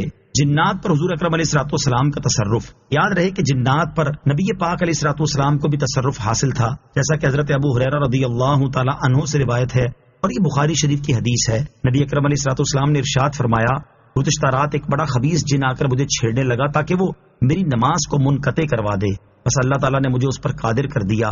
چنانچہ میں نے ارادہ کیا کہ اسے مسجد کے ستونوں میں سے ایک ستون کے ساتھ باندھ دوں تاکہ صبح کے وقت تم سب اسے دیکھتے. پھر مجھے اپنے بھائی حضرت سلیمان علیہ الصلوۃ والسلام کی دعا یاد آ گئی کہ اے میرے رب، مجھے ایسی سلطنت عطا فرما جو میرے بعد کسی کو لائق نہ ہو. تو میں نے اسے ذلیل و خوار کر کے لوٹا دیا. اور ہوا بھی آپ صلی اللہ تعالی علیہ وسلم کے زیر تصرف تھی، کیونکہ آپ علیہ الصلوۃ والسلام تمام مخلوق کے رسول ہیں اور اس میں ہوا بھی داخل ہے. البتہ حضرت سلیمان علیہ الصلوۃ والسلام کی تصرفات کا ظہور زیادہ ہوا. هذا عطاؤنا فامنن او امسک بغیر حساب. ترجمہ، یہ ہماری عطا ہے تو تم احسان کرو یا روک رکھو، تم پر کوئی حساب نہیں.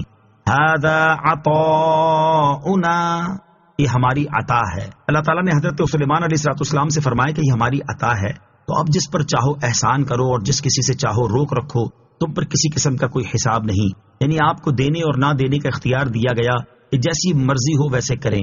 اللہ تعالیٰ انبیاء کرام علیہ الصلوۃ والسلام کو دیتا ہے اور وہ مخلوق میں تقسیم کرتے ہیں. اس آیت سے معلوم ہوا کہ انبیاء کرام علیہ الصلوۃ والسلام کو اللہ تعالیٰ دیتا ہے اور وہ حضرات اللہ کریم کے حکم سے مخلوق میں تقسیم فرماتے ہیں، اور اس تقسیم میں انہیں دینے اور نہ دینے کا مطلقاً اختیار ہوتا ہے. حدیث پاک میں بھی ہے کہ تاجدار رسالت صلی اللہ تعالی علیہ وسلم نے ارشاد فرمایا، اللہ تعالیٰ دیتا ہے اور میں تقسیم فرماتا ہوں. 2 احادیث مبارکہ مزید سماعت کیجیے. مسلم شریف کی حدیث ہے، حضرت ربیعہ بن کعب رضی اللہ تعالیٰ عنہ فرماتے ہیں، میں رات کے وقت رسول کریم علیہ الصلوۃ والسلام کی خدمت میں رہا کرتا اور آپ کے استنجا اور وضو کے لیے پانی لاتا تھا. ایک مرتبہ آپ علیہ الصلوۃ والسلام نے ارشاد فرمایا، مانگ کیا مانگتا ہے؟ میں نے عرض کی، میں آپ سے جنت کی رفاقت کا سوال کرتا ہوں. ارشاد فرمایا، اس کے علاوہ اور کچھ؟ میں نے عرض کی، مجھے یہی کافی ہے. ارشاد فرمایا، پھر زیادہ سجدے کر کے میری مدد کرو. نمبر 2، امیر المومنین حضرت علی المرتضیٰ کرم اللہ تعالی وجہ الکریم فرماتے ہیں، رسول کریم علیہ الصلوۃ والسلام سے جب کوئی شخص سوال کرتا تو اس وقت 2 طرح کی صورتحال ہوتی. اگر حضور اقدس علیہ الصلوۃ والسلام کو دینا منظور ہوتا تو نعم فرماتے یعنی اچھا، اور نہ منظور ہوتا تو خاموش رہتے، کسی چیز کو لا یعنی نہ فرماتے تھے. ایک روز ایک اعرابی نے حاضر ہو کر سوال کیا، حضور پرنور علیہ الصلوۃ والسلام خاموش رہے. پھر سوال کیا تو خاموشی اختیار فرمائی. پھر سوال کیا تو اس پر نبی پاک علیہ الصلوۃ والسلام نے فرمایا، سل ما شئت یا اعرابی، اے اعرابی جو تیرا جی چاہے ہم سے مانگ. حضرت علی المرتضیٰ کرم اللہ تعالی وجہ الکریم فرماتے ہیں، یہ حال دیکھ کر نبی پاک علیہ الصلوۃ والسلام نے فرما دیا ہے، جو دل میں آئے مانگ لے. ہمیں اس اعرابی پر رشک آیا، ہم نے اپنے دل میں کہا اب یہ نبی پاک علیہ الصلوۃ والسلام سے جنت مانگے گا. لیکن اعرابی نے کہا تو کیا کہا کہ میں حضور علیہ الصلوۃ والسلام سے سواری کا اونٹ مانگتا ہوں. ارشاد فرمایا عطا ہوا. عرض کی حضور علیہ الصلوۃ والسلام سے زاد سفر مانگتا ہوں. ارشاد فرمایا عطا ہوا. ہمیں اس کے ان سوالوں پر تعجب ہوا اور سید دو عالم علیہ الصلوۃ والسلام نے ارشاد فرمایا، اس اعرابی کی مانگ اور بنی اسرائیل کی ایک بڑھیا کے سوال میں کتنا فرق ہے. پھر نبی پاک علیہ الصلوۃ والسلام نے اس کا ذکر ارشاد فرمایا کہ جب حضرت موسیٰ علیہ الصلوۃ والسلام کو دریا میں اترنے کا حکم ہوا اور وہ دریا کے کنارے تک پہنچے تو اللہ تعالیٰ نے سواری کے جانوروں کے منہ پھیر دیے کہ خود واپس پلٹ آئے. حضرت موسیٰ علیہ الصلوۃ والسلام نے عرض کی، یا اللہ یہ کیا حال ہے؟ ارشاد فرمایا، تم حضرت یوسف علیہ الصلوۃ والسلام کی قبر کے پاس ہو، ان کا جسم مبارک اپنے ساتھ لے لو. حضرت موسیٰ علیہ الصلوۃ والسلام کو قبر کا پتہ معلوم نہ تھا. آپ نے لوگوں سے فرمایا، اگر تم میں سے کوئی حضرت یوسف علیہ الصلوۃ والسلام کی قبر کے بارے میں جانتا ہو تو مجھے بتاؤ. لوگوں نے عرض کی، ہم میں سے تو کوئی نہیں جانتا، البتہ بنی اسرائیل کی ایک بڑھیا ہے، ہو سکتا ہے کہ وہ حضرت یوسف علیہ الصلوۃ والسلام کی قبر کے بارے میں جانتی ہو کہ وہ کہاں ہے. حضرت موسیٰ علیہ الصلوۃ والسلام نے اس کے پاس آدمی بھیجا جب وہ آ گئی تو اس سے فرمایا تجھے حضرت یوسف علیہ السلام کی قبر معلوم ہے؟ اس نے کہا ہاں۔ فرمایا تو مجھے بتا دے۔ اس نے عرض کی خدا کی قسم میں اس وقت تک نہ بتاؤں گی جب تک آپ مجھے وہ عطا نہ فرما دیں جو کچھ میں آپ سے مانگوں۔ حضرت موسیٰ علیہ السلام نے فرمایا تیری عرض قبول ہے۔ بڑھیا نے عرض کی میں آپ سے یہ مانگتی ہوں کہ جنت میں آپ کے ساتھ اس درجے میں رہوں جس درجے میں آپ ہوں گے۔ حضرت موسیٰ علیہ السلام نے فرمایا جنت مانگ لے، یعنی تجھے یہی کافی ہے، اتنا بڑا سوال نہ کر۔ بڑھیا نے کہا خدا کی قسم میں نہ مانوں گی مگر یہی کہ آپ کے ساتھ رہوں۔ حضرت موسیٰ علیہ السلام اس سے یہی رد و بدل کرتے رہے۔ اللہ تعالیٰ نے وحی بھیجی، اے موسیٰ وہ جو مانگ رہی ہے تم اسے وہی عطا کر دو کہ اس میں تمہارا کچھ نقصان نہیں۔ حضرت موسیٰ علیہ السلام نے اسے جنت میں اپنی رفاقت عطا فرما دی اور اس نے حضرت یوسف علیہ السلام کی قبر بتا دی، اور حضرت موسیٰ علیہ السلام ناش مبارک کو ساتھ لے کر دریا پار کر گئے۔ اعلیٰ حضرت امام احمد رضا خان نے اپنی تصنیف الامن والعلا میں یہ حدیث پاک نقل کر کے اس کے تحت 7 نکات بیان فرمائے ہیں۔ ان کا خلاصہ یہ ہے کہ حضور اقدس علیہ السلام کے اس ارشاد جو جی میں آئے مانگ میں صراحت کے ساتھ عموم موجود ہے کہ جو دل میں آئے مانگ لے، ہم سب کچھ عطا فرمانے کا اختیار رکھتے ہیں۔ صحابہ کرام نے اعرابی کو اختیار ملنے پر رشک فرمایا۔ اس سے معلوم ہوا کہ ان کا عقیدہ یہی تھا کہ حضور اقدس علیہ السلام کا ہاتھ اللہ تعالیٰ کی رحمت کے تمام خزانوں اور دنیا و آخرت کی ہر نعمت پر پہنچتا ہے، یہاں تک کہ سب سے اعلیٰ نعمت یعنی جنت جسے چاہے بخش دے۔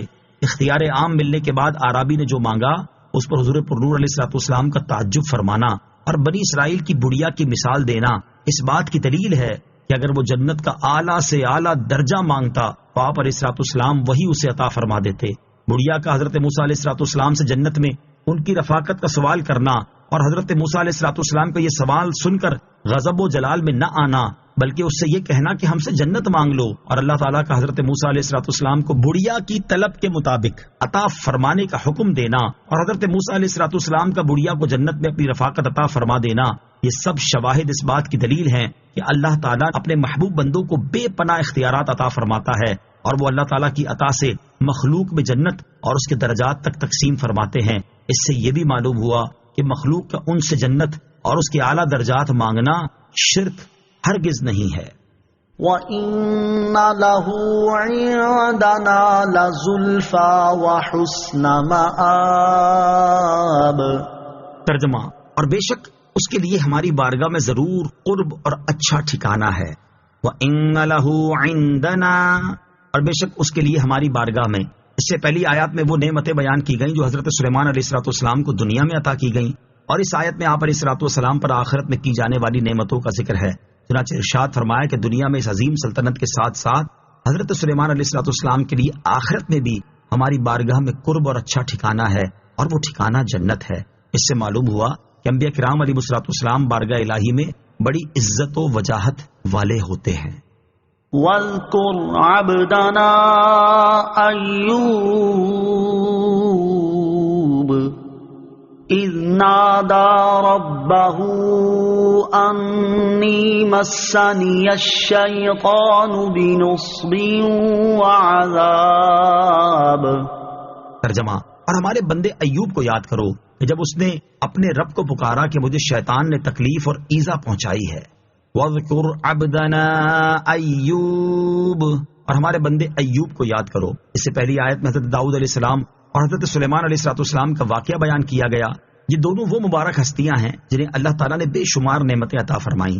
اب اس آیت میں حضرت ایوب علیہ السلام کا واقعہ یاد دلایا جا رہا ہے، اور یہ وہ مبارک ہستی ہیں جنہیں اللہ تعالیٰ نے طرح طرح کی آزمائشوں کے ساتھ خاص فرمایا۔ ان واقعات کو بیان کرنے سے مقصود ان کی سیرت میں غور و فکر کرنا ہے۔ گویا کہ اللہ تعالیٰ نے ارشاد فرمایا کہ اے پیارے حبیب علیہ السلام، آپ اپنی قوم کی جہالت پر صبر فرمائیں، کیونکہ دنیا میں حضرت داؤد اور حضرت سلیمان علیہ السلام سے زیادہ نعمت، مال اور وجاہت والا کوئی نہیں تھا، اور حضرت ایوب علیہ السلام سے زیادہ مشقت اور آزمائش میں مبتلا ہونے والا کوئی نہ تھا۔ آپ ان انبیاء کرام علیہ السلام کے احوال میں غور فرمائیں تاکہ آپ جان جائیں کہ دنیا کے احوال کسی کے لیے ایک جیسے نہیں ہوتے، اور یہ بھی جان جائیں کہ عقل مند کو مشکلات پر صبر کرنا چاہیے۔ انی مسنی الشیطان بنصب وعذاب، مجھے شیطان نے تکلیف اور ایذا پہنچائی ہے۔ ایک قول یہ ہے کہ تکلیف اور ایذا سے آپ علیہ السلام کی بیماری اور اس کے شدائد مراد ہیں، اور ایک قول یہ ہے کہ اس سے مراد بیماری کے دوران شیطان کی طرف سے ڈالے جانے والے وسوسے ہیں جو کہ ناکام ہی ثابت ہوئے۔ حضرت ایوب علیہ السلام کو آزمائش میں مبتلا کیے جانے کے مختلف اسباب بیان کیے گئے ہیں۔ ابو البرکات عبداللہ بن احمد نصفی رحمۃ اللہ تعالی فرماتے ہیں اللہ تعالیٰ نے کسی خطا کی وجہ سے حضرت ایوب علیہ الصلوۃ والسلام کو آزمائش میں مبتلا نہیں کیا، بلکہ آپ علیہ الصلوۃ والسلام کے درجات مزید بلند کرنے کے لیے آزمائش میں مبتلا کیا۔ اللہ تعالیٰ کے ادب اور تعظیم کا تقاضا، یاد رہے کہ اچھے برے تمام افعال جیسے ایمان، کفر، اطاعت اور معصیت وغیرہ کا خالق اللہ تعالیٰ ہے، اور ان افعال کو پیدا کرنے میں اللہ تعالیٰ کا کوئی شریک نہیں۔ برے افعال کو بھی اگرچہ اللہ تعالیٰ نے پیدا فرمایا ہے، لیکن اس کے ادب اور تعظیم کا تقاضا یہ ہے کہ کلام میں ان افعال کی نسبت اللہ تعالیٰ کی طرف نہ کی جائے۔ اسی ادب کی وجہ سے حضرت ایوب علیہ الصلوۃ والسلام نے تکلیف اور ایذا پہنچانے کی نسبت شیطان کی طرف فرمائی ہے۔ اللہ تعالیٰ اپنے نیک بندوں کو آزماتا ہے۔ اس آیت سے معلوم ہوا کہ اللہ تعالیٰ اپنے نیک بندوں کو آزماتا ہے۔ حدیث پاک میں ہے، حضرت سعد رضی اللہ تعالیٰ عنہ نے عرض کی، یا رسول اللہ صلی اللہ تعالیٰ علیہ وسلم، سب سے زیادہ سخت آزمائش کس کی ہوتی ہے؟ سید المرسلین صلی اللہ تعالیٰ علیہ وسلم نے ارشاد فرمایا، انبیاء کرام کی، پھر اپنے درجے کے حساب سے مقربین کی۔ آدمی کی آزمائش اس کے دین کے مطابق ہوتی ہے، اگر دین میں مضبوط ہو تو سخت آزمائش ہوتی ہے، اور اگر دین میں کمزور ہو تو اسی حساب سے آزمائش کی جاتی ہے۔ بندے کے ساتھ آزمائشیں ہمیشہ رہتی ہیں، یہاں تک کہ وہ زمین پر اس طرح چلتا ہے کہ اس پر کوئی گناہ نہیں ہوتا۔ نوٹ: حضرت ایوب علیہ الصلوۃ والسلام کی بیماری اور مال و اولاد کی ہلاکت کا تفصیلی بیان سورہ انبیاء کی آیت نمبر 83 اور 84 میں گزر چکا ہے۔ اركض برجلك هذا مغتسل بارد وشراب۔ ترجمہ: ہم نے فرمایا زمین پر اپنا پاؤں مارو، یہ نہانے اور پینے کے لیے پانی کا ٹھنڈا چشمہ ہے۔ اركض برجلك، ہم نے فرمایا زمین پر اپنا پاؤں مارو۔ اللہ تعالیٰ نے حضرت ایوب علیہ الصلوۃ والسلام کی دعا قبول فرمائی اور ان کی طرف وحی فرمائی کہ زمین پر اپنا پاؤں مارو۔ چنانچہ آپ علیہ الصلوۃ والسلام نے زمین پر پاؤں مارا تو اس سے میٹھے پانی کا ایک چشمہ ظاہر ہوا، اور آپ علیہ الصلوۃ والسلام سے کہا گیا کہ یہ نہانے اور پینے کے لیے پانی کا ٹھنڈا چشمہ ہے۔ چنانچہ آپ علیہ الصلوۃ والسلام نے اس چشمے سے پانی پیا اور غسل کیا، اور اللہ تعالیٰ نے آپ علیہ الصلوۃ والسلام کے تمام ظاہری و باطنی مرض اور تکلیفیں دور فرما دیں۔ وَوَهَبْنَا لَهُ أَهْلَهُ وَمِثْلَهُم مَّعَهُمْ رَحْمَةً مِّنَّا وَذِكْرَىٰ لِأُولِي الْأَلْبَابِ۔ ترجمہ: اور ہم نے اپنی رحمت کرنے اور عقل مندوں کی نصیحت کے لیے اسے اس کے گھر والے اور ان کے برابر اور عطا فرما دیے۔ وَوَهَبْنَا لَهُ أَهْلَهُ، اور ہم نے اسے اس کے گھر والے عطا فرما دیے۔ حضرت حسن اور حضرت قتادہ رضی اللہ تعالیٰ عنہما سے مروی ہے کہ حضرت ایوب علیہ الصلوۃ والسلام کی جو اولاد مر چکی تھی، اللہ تعالیٰ نے اس کو دوبارہ زندہ کیا اور اپنے فضل و رحمت سے اتنے ہی اور عطا فرمائے۔ وَذِكْرَىٰ لِأُولِي الْأَلْبَابِ، اور عقل مندوں کی نصیحت کے لیے، یعنی ہم نے حضرت ایوب علیہ الصلوۃ والسلام کو آزمائش میں مبتلا کیا تو انہوں نے صبر کیا، پھر ہم نے ان کی آزمائش ختم فرما دی اور ان کی تکلیفیں دور کر دی تو انہوں نے شکر کیا۔ اس میں عقل مندوں کے لیے نصیحت ہے کہ وہ مصیبت آنے پر واویلا کرنے کی بجائے صبر کرے اور مصیبت سے خلاصی پانے کے بعد اللہ تعالیٰ کا شکر ادا کیا کرے۔ وَخُذْ بِيَدِكَ ضِغْثًا فَاضْرِب بِّهِ وَلَا تَحْنَثْ إِنَّا وَجَدْنَاهُ صَابِرًا نِعْمَ الْعَبْدُ إِنَّهُ أَوَّابٌ۔ ترجمہ: اور فرمایا اپنے ہاتھ میں ایک جھاڑو لے کر اس سے مار دو اور قسم نہ توڑو، بے شک ہم نے اسے صبر کرنے والا پایا، وہ کیا ہی اچھا بندہ ہے، بے شک وہ بہت رجوع لانے والا ہے۔ وَخُذْ بِيَدِكَ ضِغْثًا، اور اپنے ہاتھ میں ایک جھاڑو لو۔ بیماری کے زمانے میں حضرت ایوب علیہ الصلوۃ والسلام کی زوجہ ایک بار کہیں کام سے گئیں تو دیر سے آپ علیہ الصلوۃ والسلام کی خدمت میں حاضر ہوئیں۔ اس پر آپ علیہ الصلوۃ والسلام نے قسم کھائی کہ میں تندرست ہو کر تمہیں 100 کوڑے ماروں گا۔ جب حضرت ایوب علیہ الصلوۃ والسلام صحت یاب ہوئے تو اللہ تعالیٰ نے حکم دیا کہ آپ علیہ الصلوۃ والسلام انہیں جھاڑو مار دیں اور اپنی قسم نہ توڑیں۔ چنانچہ حضرت ایوب علیہ الصلوۃ والسلام نے 100 تیلیوں والا ایک جھاڑو لے کر اپنی زوجہ کو ایک ہی بار دیا۔ حضرت ایوب علیہ الصلوۃ والسلام کی قسم کھانے کا ایک سبب اوپر بیان ہوا، اور دوسرا سبب بیان کرتے ہوئے اعلیٰ حضرت امام احمد رضا خان رحمۃ اللہ تعالی فرماتے ہیں، حضرت سیدنا ایوب علیہ الصلوۃ والسلام اللہ تعالیٰ کے پیارے نبی ہیں کہ آزمائش و ابتلا کے دور میں آپ کی پاکیزہ بیوی جن کا نام رحمہ بنت آفرائیم یا میشا بنت یوسف بن یعقوب بن اسحاق بن ابراہیم علیہ الصلوۃ والسلام تھا، وہ آپ کے لیے محنت و مزدوری کر کے خوراک مہیا فرماتی تھیں۔ ایک دن انہوں نے حضرت ایوب علیہ السلام کی خدمت میں زیادہ کھانا پیش کیا تو حضرت ایوب علیہ السلام کو گمان ہوا کہ شاید وہ کسی کا مال خیانت کے ذریعے حاصل کر لائی ہیں۔ اس پر آپ کو غصہ آیا تو آپ نے قسم کھائی کہ اس کو 100 چھڑی ماروں گا۔ آگے تفصیل وہی ہے جو اوپر بیان ہوئی۔ حضرت ایوب علیہ السلام کی زوجہ پر رحمت اور تخفیف کا سبب، مفسرین نے حضرت ایوب علیہ السلام کی زوجہ پر اس رحمت اور تخفیف کا سبب یہ بیان کیا ہے کہ بیماری کے زمانے میں انہوں نے اپنے شوہر کی بہت اچھی طرح خدمت کی اور آپ کے شوہر آپ سے راضی ہوئے تو اس کی برکت سے اللہ تعالیٰ نے آپ پر یہ آسانی فرمائی۔ شوہر کو خوش رکھنا بیوی کے لیے نہایت ثواب کا کام ہے اور تنگ کرنا اور ایذا پہنچانا سخت گناہ ہے۔ ہمارے ہاں بعض اوقات معمولی سی بات پر بیویاں شوہر سے طلاق کا مطالبہ کر دیتی ہیں اور یہ حرکت شوہر کے لیے نہایت تکلیف دہ ہوتی ہے۔ ایسی عورتوں کے لیے ان 3 احادیث میں بھی بہت عبرت اور نصیحت ہے۔ نمبر 1 ترمذی شریف کی حدیث ہے، حضرت ثوبان رضی اللہ تعالیٰ عنہ سے روایت ہے، رسول اللہ صلی اللہ تعالیٰ علیہ وسلم نے ارشاد فرمایا، جو عورت بغیر کسی حرج کے شوہر سے طلاق کا سوال کرے اس پر جنت کی خوشبو حرام ہے۔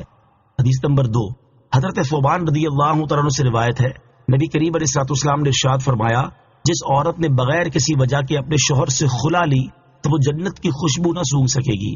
نمبر 3 حضرت معاذ رضی اللہ تعالیٰ عنہ سے روایت ہے، حضور اقدس صلی اللہ تعالیٰ علیہ وسلم نے فرمایا، جب عورت اپنے شوہر کو دنیا میں ایذا دیتی ہے تو حور عین کہتی ہیں، خدا تجھے قتل کرے، اسے ایذا نہ دے، یہ تو تیرے پاس مہمان ہے، ان قریب تجھ سے جدا ہو کر ہمارے پاس آئے گا۔ اللہ تعالیٰ ایسی عورتوں کو عقل سلیم اور ہدایت عطا فرمائے، آمین۔ شرعی ہیلوں کے جواز کا ثبوت، فقہاء کرام نے اس آیت سے شرعی ہیلوں کے جواز پر استدلال کیا ہے۔ چنانچہ فتاوی عالمگیری میں ہے، جو ہیلہ کسی کا حق مارنے یا اس میں شبہ پیدا کرنے یا باطل سے فریب دینے کے لیے کیا جائے وہ مکروہ ہے، اور جو ہیلہ اس لیے کیا جائے کہ آدمی حرام سے بچ جائے یا حلال کو حاصل کر لے وہ اچھا ہے۔ اس قسم کے ہیلوں کے جائز ہونے کی دلیل اللہ عز و جل کا یہ فرمان ہے، وَخُذْ بِيَدِكَ ضِغْثًا فَاضْرِب بِّهِ وَلَا تَحْنَثْ۔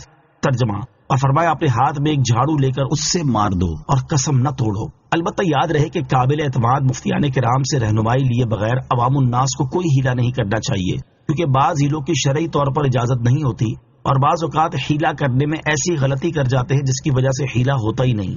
اِنَّا وَجَدْنَاهُ صَابِرًا، بے شک ہم نے اسے صبر کرنے والا پایا، یعنی بے شک ہم نے حضرت ایوب علیہ السلام کو جان، اولاد اور مال میں آزمائش پر صبر کرنے والا پایا، اور اس آزمائش نے انہیں اللہ تعالیٰ کی اطاعت سے نکل جانے اور کسی معصیت میں مبتلا ہو جانے پر نہیں ابھارا۔ وہ کیا ہی اچھا بندہ ہے، بے شک وہ اللہ تعالیٰ کی طرف بہت رجوع لانے والا ہے۔ حضرت عبداللہ ابن مسعود رضی اللہ عنہ سے مروی ہے کہ حضرت ایوب علیہ السلام قیامت کے دن صبر کرنے والوں کے سردار ہوں گے۔ وَاذْكُرْ عِبَادَنَا إِبْرَاهِيمَ وَإِسْحَاقَ وَيَعْقُوبَ أُولِي الْأَيْدِي وَالْأَبْصَارِ إِنَّا أَخْلَصْنَاهُمْ بِخَالِصَةٍ ذِكْرَى الدَّارِ وَإِنَّهُمْ عِندَنَا لَمِنَ الْمُصْطَفَيْنَ الْأَخْيَارِ۔ ترجمہ، اور ہمارے بندوں ابراہیم اور اسحاق اور یعقوب کو یاد کرو جو قوت والے اور سمجھ رکھنے والے تھے، بے شک ہم نے انہیں کھری بات سے چن لیا، وہ اس آخرت کے گھر کی یاد ہے اور بے شک وہ ہمارے نزدیک بہترین چنے ہوئے بندوں میں سے ہیں۔ وَاذْكُرْ عِبَادَنَا إِبْرَاهِيمَ وَإِسْحَاقَ وَيَعْقُوبَ، اور ہمارے بندوں ابراہیم اور اسحاق اور یعقوب کو یاد کرو۔ اس آیت اور اس کے بعد والی 2 آیات کا خلاصہ یہ ہے کہ اے پیارے حبیب صلی اللہ تعالی علیہ وآلہ وسلم، ہمارے عنایتوں والے خاص بندوں حضرت ابراہیم علیہ السلام، ان کے بیٹے حضرت اسحاق علیہ السلام اور ان کے بیٹے حضرت یعقوب علیہ السلام کو یاد کریں کہ انہیں اللہ تعالیٰ نے علمی اور عملی قوت عطا فرمائیں، جن کی بنا پر انہیں اللہ تعالیٰ کی معرفت اور عبادات پر قوت حاصل ہوئی۔ بے شک ہم نے انہیں کھری بات سے چن لیا، اور وہ بات آخرت کے گھر کی یاد ہے کہ وہ لوگوں کو آخرت کی یاد دلاتے، کثرت سے آخرت کا ذکر کرتے، اور دنیا کی محبت نے ان کے دلوں میں جگہ نہیں پائی، اور بے شک وہ ہمارے نزدیک بہترین چنے ہوئے بندوں میں سے ہیں۔ وَإِنَّهُمْ عِندَنَا، اور بے شک وہ ہمارے نزدیک۔ امام فخر الدین رازی رحمۃ اللہ تعالی فرماتے ہیں، اس آیت سے علماء نے انبیاء کرام علیہ السلام کی عصمت یعنی گناہ سے پاک ہونے پر استدلال کیا ہے، کیونکہ اللہ تعالیٰ نے اس آیت میں انہیں کسی قید کے بغیر اخیار فرمایا، اور یہ بہتری ان کے تمام افعال اور صفات کو عام ہے۔ واذكر إسماعيل واليسع وذا الكفل وكل من الأخيار. ترجمہ: اور اسماعیل اور یسع اور ذوالکفل کو یاد کرو اور سب بہترین لوگ ہیں. وَاذْكُرْ إِسْمَاعِيلَ وَالْيَسَعَ وَذَا الْكِفْلِ، اور اسماعیل اور یسع اور ذوالکفل کو یاد کرو. یعنی اے حبیب صلی اللہ تعالی علیہ وسلم، آپ حضرت اسماعیل، حضرت یسع اور حضرت ذوالکفل علیہ الصلوۃ والسلام کے فضائل اور ان کے صبر کو یاد کریں تاکہ ان کی سیرت سے آپ کو تسلی حاصل ہو اور ان کی پاک خصلتوں سے لوگ نیکیوں کا ذوق و شوق حاصل کریں، اور وہ سب بہترین لوگ ہیں. یاد رہے کہ حضرت یسع علیہ الصلوۃ والسلام بنی اسرائیل کے انبیاء میں سے ہیں. انہیں حضرت الیاس علیہ الصلوۃ والسلام نے بنی اسرائیل پر اپنا خلیفہ مقرر کیا اور بعد میں انہیں نبوت سے سرفراز کیا گیا. حضرت ذوالکفل علی نبینا علیہ الصلوۃ والسلام کی نبوت میں اختلاف ہے اور صحیح یہ ہے کہ وہ نبی ہیں. هذا ذکر وإن للمتقین لحسن مآب. جنات عدن مفتحة لهم الأبواب متكئين فيها يدعون فيها بفاكهة كثيرة وشراب وعندهم قاصرات الطرف أتراب. ترجمہ: یہ نصیحت ہے اور بے شک پرہیزگاروں کے لیے اچھا ٹھکانہ ہے. بسنے کے باغات ہیں جن کے سب دروازے ان کے لیے کھلے ہوئے ہیں، ان میں تکیہ لگائے ہوں گے. ان باغوں میں وہ بہت سے پھل بیوے اور مشروب مانگیں گے، اور ان کے پاس ایسی بیویاں ہوں گی جو شوہر کے سوا کسی اور کی طرف آنکھ نہیں اٹھاتی، جو ہم عمر ہوں گی. ھذا ذکر، یہ نصیحت ہے. آیت کے اس حصے کا ایک معنی یہ ہے کہ اے حبیب علیہ الصلوۃ والسلام، یہ قرآن جو ہم نے آپ کی طرف نازل کیا اس کے ذریعے ہم نے آپ کو اور آپ کی قوم کو نصیحت کی ہے. دوسرا معنی یہ ہے کہ اوپر والی آیات میں انبیاء کرام علیہ الصلوۃ والسلام کی جو سیرت بیان ہوئی، یہ ان کا ذکر جمیل ہے جو ہمیشہ ہوتا رہے گا. وَإِنَّ لِلْمُتَّقِينَ لَحُسْنَ مَآبٍ، اور بے شک پرہیزگاروں کے لیے اچھا ٹھکانہ ہے. آیت کے اس حصے اور اس کے بعد والی 3 آیات کا خلاصہ یہ ہے کہ بے شک وہ لوگ جو اللہ تعالیٰ سے ڈرے اور انہوں نے اللہ تعالیٰ کے فرائض کی ادائیگی میں اور اس کی نافرمانی سے بچنے میں اس کا خوف رکھا، تو ان کے لیے آخرت میں اچھا ٹھکانہ ہے. اور وہ اچھا ٹھکانہ بسنے کے باغات ہے. جب وہ ان باغات کے دروازوں تک پہنچیں گے تو انہیں اپنے لیے کھلا ہوا پائیں گے. فرشتے تعظیم و تکریم کے ساتھ ان کا استقبال کریں گے اور کہیں گے تم پر سلامتی ہو کیونکہ تم نے صبر کیا. تو آخرت کا اچھا انجام کیا ہی خوب ہے. ان باغات میں وہ نقش و نگار کیے ہوئے تختوں پر ٹیک لگائے ہوں گے. ان باغوں میں وہ بہت سے پھل بیوے اور شراب مانگیں گے، اور ان کے پاس ایسی بیویاں ہوں گی جو اپنے شوہر کے سوا کسی اور کی طرف نگاہ اٹھا کر نہ دیکھیں گی، اور وہ سب عمر میں برابر ہوں گی، ایسے ہی حسن و جوانی میں بھی برابر ہوں گی، آپس میں محبت رکھنے والی ہوں گی، ایک کو دوسرے سے بغض، رشک اور حسد نہ ہوگا. هذا ما توعدون ليوم الحساب ان هذا لرزقنا ما له من نفاد. ترجمہ: یہ وہ ہے جس کا تمہیں حساب کے دن کے لیے وعدہ کیا جاتا ہے. بے شک یہ ہمارا رزق ہے، اس کے لیے کبھی ختم ہونا نہیں ہے. هذا ما توعدون، یہ وہ ہے جس کا تمہیں وعدہ کیا جاتا ہے. یعنی فرشتے ان سے کہیں گے اے پرہیزگارو، یہ ثواب اور نعمتیں وہ ہیں جن کا حساب کے دن کے لیے نبی علیہ الصلوۃ والسلام کی زبان سے تمہیں وعدہ کیا جاتا ہے. ان ھذا لرزقنا، بے شک یہ ہمارا رزق ہے. یعنی پرہیزگاروں کے لیے جو انعام و اکرام ذکر کیا گیا یہ ہمارا عطا کردہ رزق ہے اور یہ ہمیشہ باقی رہے گا.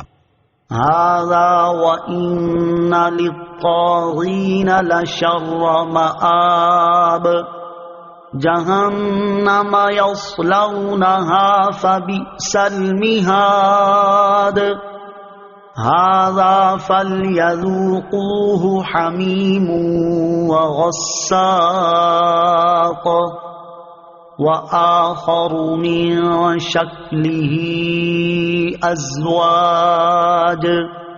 ترجمہ: نیکوں کے لیے تو یہ ہے، اور بے شک سرکشی کرنے والوں کے لیے برا ٹھکانہ ہے. جہنم ہے جس میں داخل ہوں گے تو وہ کیا ہی برا بچھونا ہے. یہ کھولتا پانی اور پیپ ہے تو جہنمی اسے چکھیں، اور اسی طرح کے دوسرے مختلف اقسام کے عذاب ہوں گے.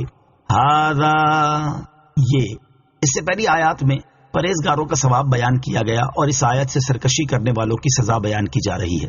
تاکہ وعدے کے بعد وعید کا اور ترغیب کے بعد ڈرانے اور خوف دلانے کا بیان ہو۔ چنانچہ اس آیت اور اس کے بعد والی 3 آیات کا خلاصہ یہ ہے کہ ایمان والوں کا صلہ تو یہ ہے جو بیان ہوا، اور اب اس کے مقابل سنو، بے شک اللہ تعالیٰ کے حکم کے خلاف سرکشی کرنے والوں اور اس کے رسولوں کو جھٹلانے والوں کے لیے برا ٹھکانہ ہے، اور وہ برا ٹھکانہ جہنم ہے جس میں وہ قیامت کے دن داخل ہوں گے تو وہ بھڑکنے والی آگ کیا ہی برا بچھونا ہے، کیونکہ وہی آگ ان کا فرش ہوگی۔ جہنمیوں کے لیے کھولتا پانی اور پیپ ہے جو جہنمیوں کے جسموں اور ان کے سڑے ہوئے زخموں اور نجاست کے مقاموں سے بہے گی، جلتی اور بدبودار ہوگی، تو وہ اسے چکھیں، اور ان کے لیے اسی طرح کے ملتے جلتے قسم قسم کے عذاب ہوں گے۔ جہنمیوں کی پیپ کی کیفیت حضرت ابو سعید خدری رضی اللہ تعالیٰ عنہ سے روایت ہے، رسول اللہ صلی اللہ تعالیٰ علیہ وسلم نے ارشاد فرمایا، اگر غساق یعنی جہنمیوں کی پیپ کا ایک ڈول دنیا میں بہا دیا جائے تو پوری دنیا والے بدبودار ہو جائیں۔ هذا فوج مقتحم معكم لا مرحبا بهم انهم صالوا النار۔ ترجمہ، یہ ایک اور فوج ہے جو تمہارے ساتھ دھسی جا رہی ہے، انہیں کوئی خوش آمدید نہیں، بے شک یہ آگ میں داخل ہو رہے ہیں۔ هذا فوج مقتحم معكم، یہ ایک اور فوج ہے جو تمہارے ساتھ دھسی جا رہی ہے۔ حضرت عبداللہ ابن عباس رضی اللہ تعالیٰ عنہما نے فرمایا کہ جب کافروں کے سردار جہنم میں داخل ہوں گے اور ان کے پیچھے پیچھے ان کی پیروی کرنے والے بھی جا رہے ہوں گے تو جہنم کے خازن ان سرداروں سے کہیں گے کہ تمہاری پیروی کرنے والوں کی فوج ہے جو تمہاری طرح تمہارے ساتھ جہنم میں دھسی جا رہی ہے۔ کافر سردار جہنم کے خازن فرشتوں کو جواب دیتے ہوئے کہیں گے، ان پیروکاروں کو جہنم میں کھلی جگہ نہ ملے، بے شک ہماری طرح یہ بھی آگ میں داخل ہو رہے ہیں۔ قالوا بل انتم لا مرحبا بكم انتم قدمتموه لنا فبئس القرار۔ قالوا ربنا من قدم لنا هذا فزده عذابا ضعفا في النار۔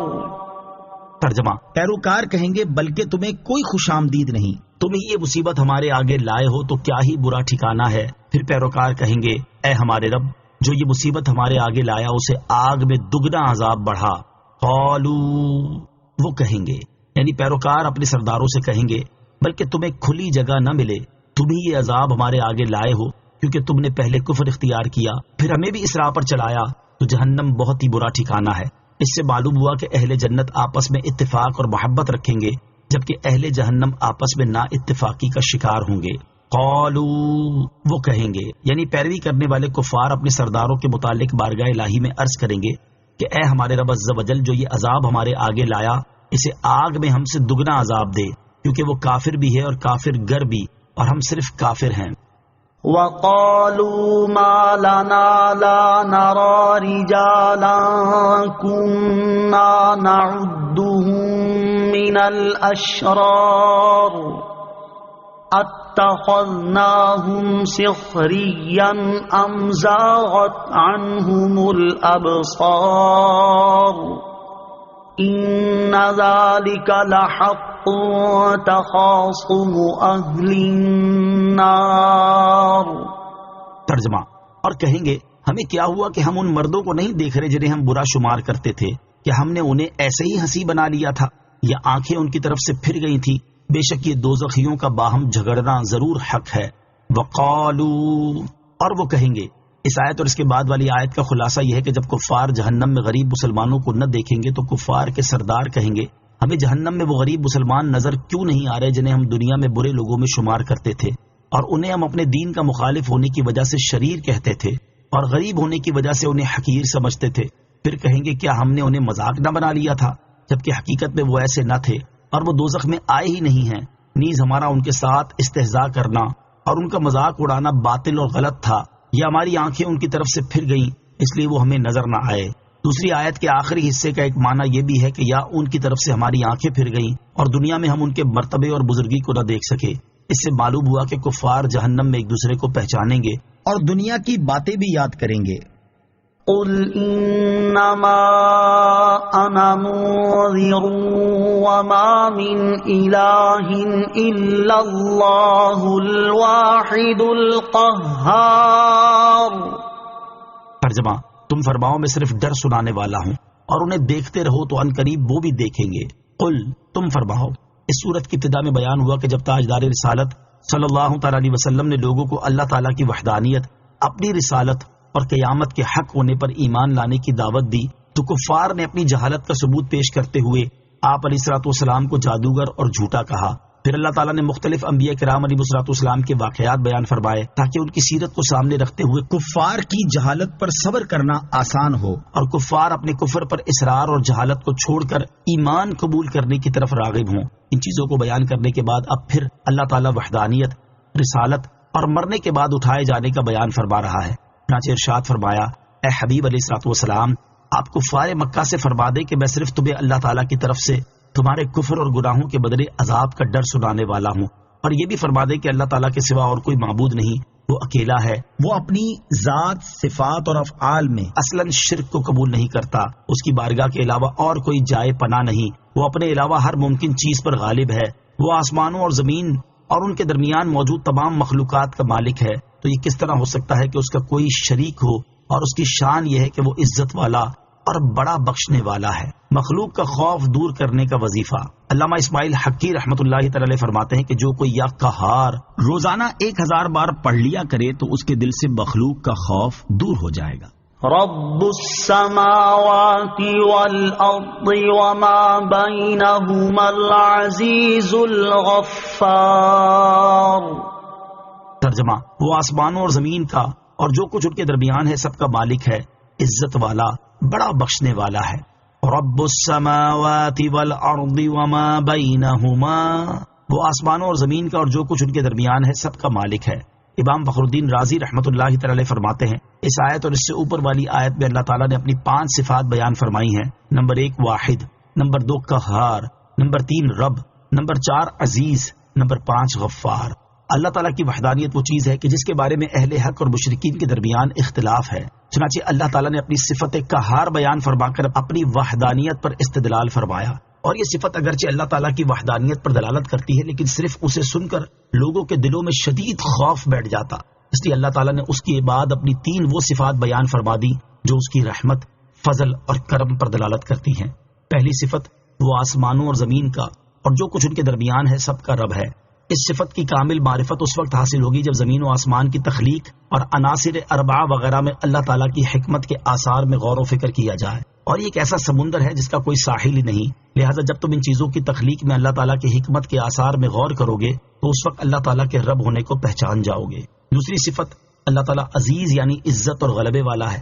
اس صفت کو بیان کرنے کا فائدہ یہ ہے کہ اللہ تعالیٰ کے رب ہونے کا سن کر کوئی یہ کہہ سکتا تھا کہ ہاں اللہ تعالیٰ رب تو ہے لیکن وہ ہر چیز پر قادر نہیں.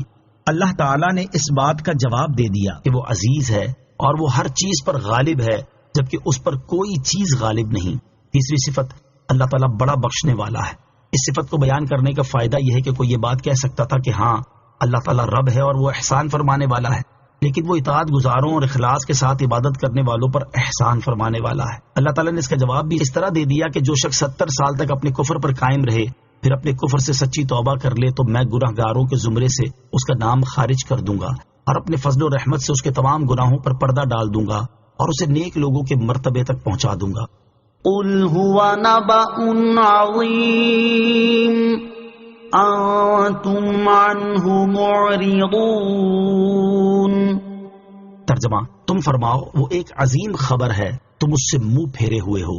هو نبأ عظیم، وہ ایک عظیم خبر ہے. اس آیت اور اس کے بعد والی آیت کا خلاصہ یہ ہے کہ اے حبیب صلی اللہ تعالی علیہ وسلم آپ فرما دیں کہ قرآن پاک اور جو کچھ اس میں توحید، نبوت، قیامت، حشر اور جنت و دوزخ وغیرہ کے بارے میں بیان کیا گیا یہ عظیم و شان خبر ہے. اور اے کافرو تمہارا حال یہ ہے کہ تم اس سے غفلت میں ہو کہ مجھ پر ایمان نہیں لاتے اور قرآن پاک اور میرے دین کو نہیں مانتے. ما كان لي من علم بالملأ الأعلى إذ يختصمون. ترجمہ: مجھے عالم بالا کی کوئی خبر نہیں تھی جب وہ بحث کر رہے تھے. اذ یختصمون، جب وہ بحث کر رہے تھے.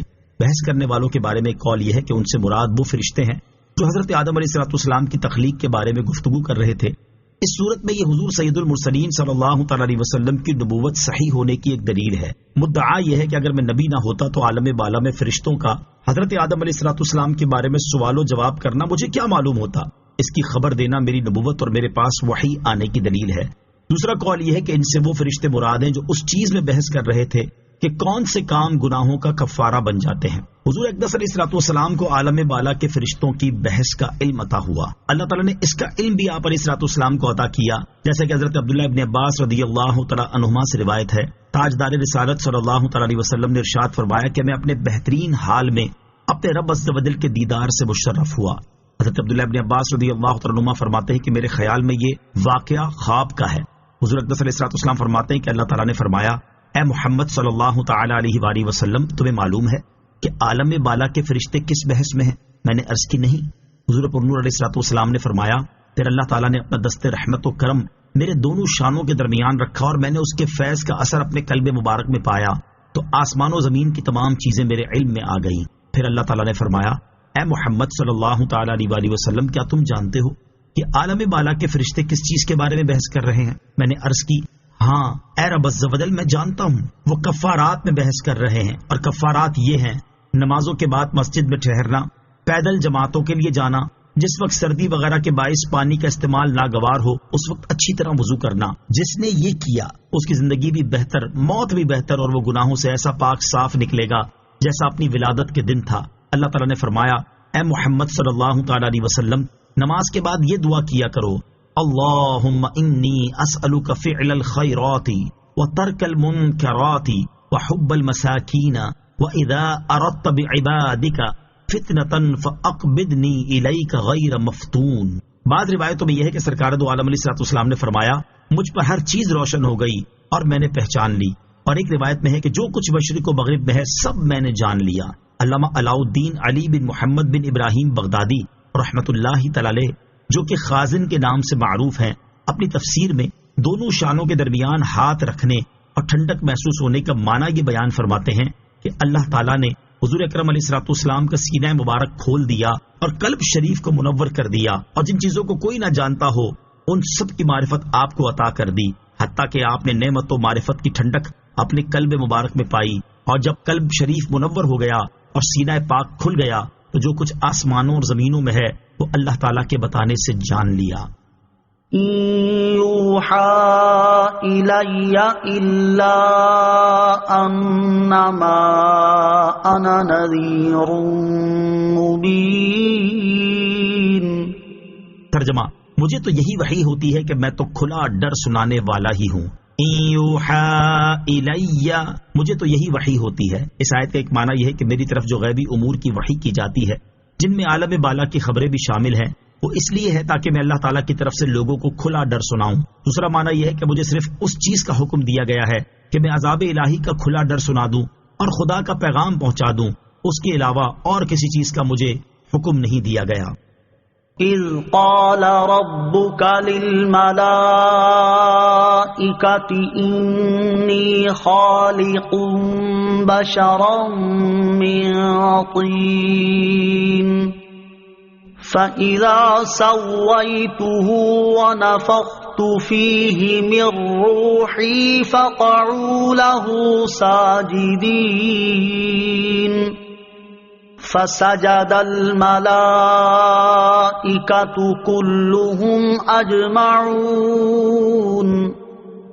إِلَّا إِبْلِيسَ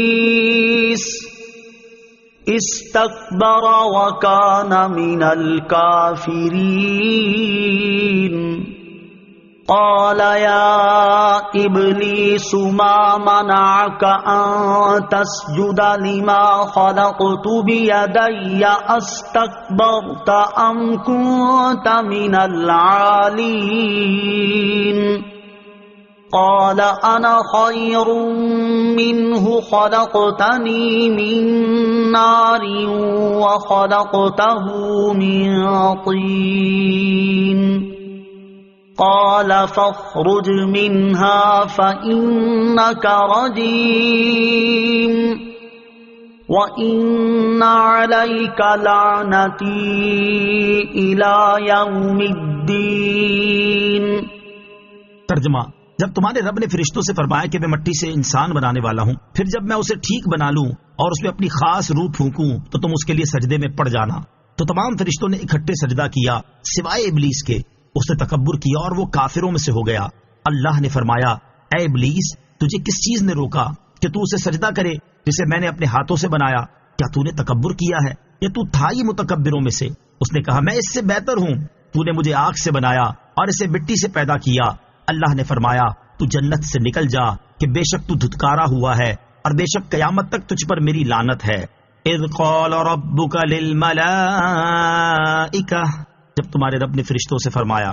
کفار مکہ چونکہ حسد اور تکبر کی بنا پر سید المرسلین صلی اللہ علیہ وسلم سے جھگڑتے تھے، اس لیے یہاں ایک بار پھر اللہ تعالیٰ نے حضرت آدم علیہ السلام کی تخلیق اور ابلیس کے سجدہ نہ کرنے کا واقعہ بیان فرمایا تاکہ اسے سن کر وہ عبرت حاصل کریں اور اپنے حسد و تکبر سے باز آ جائیں۔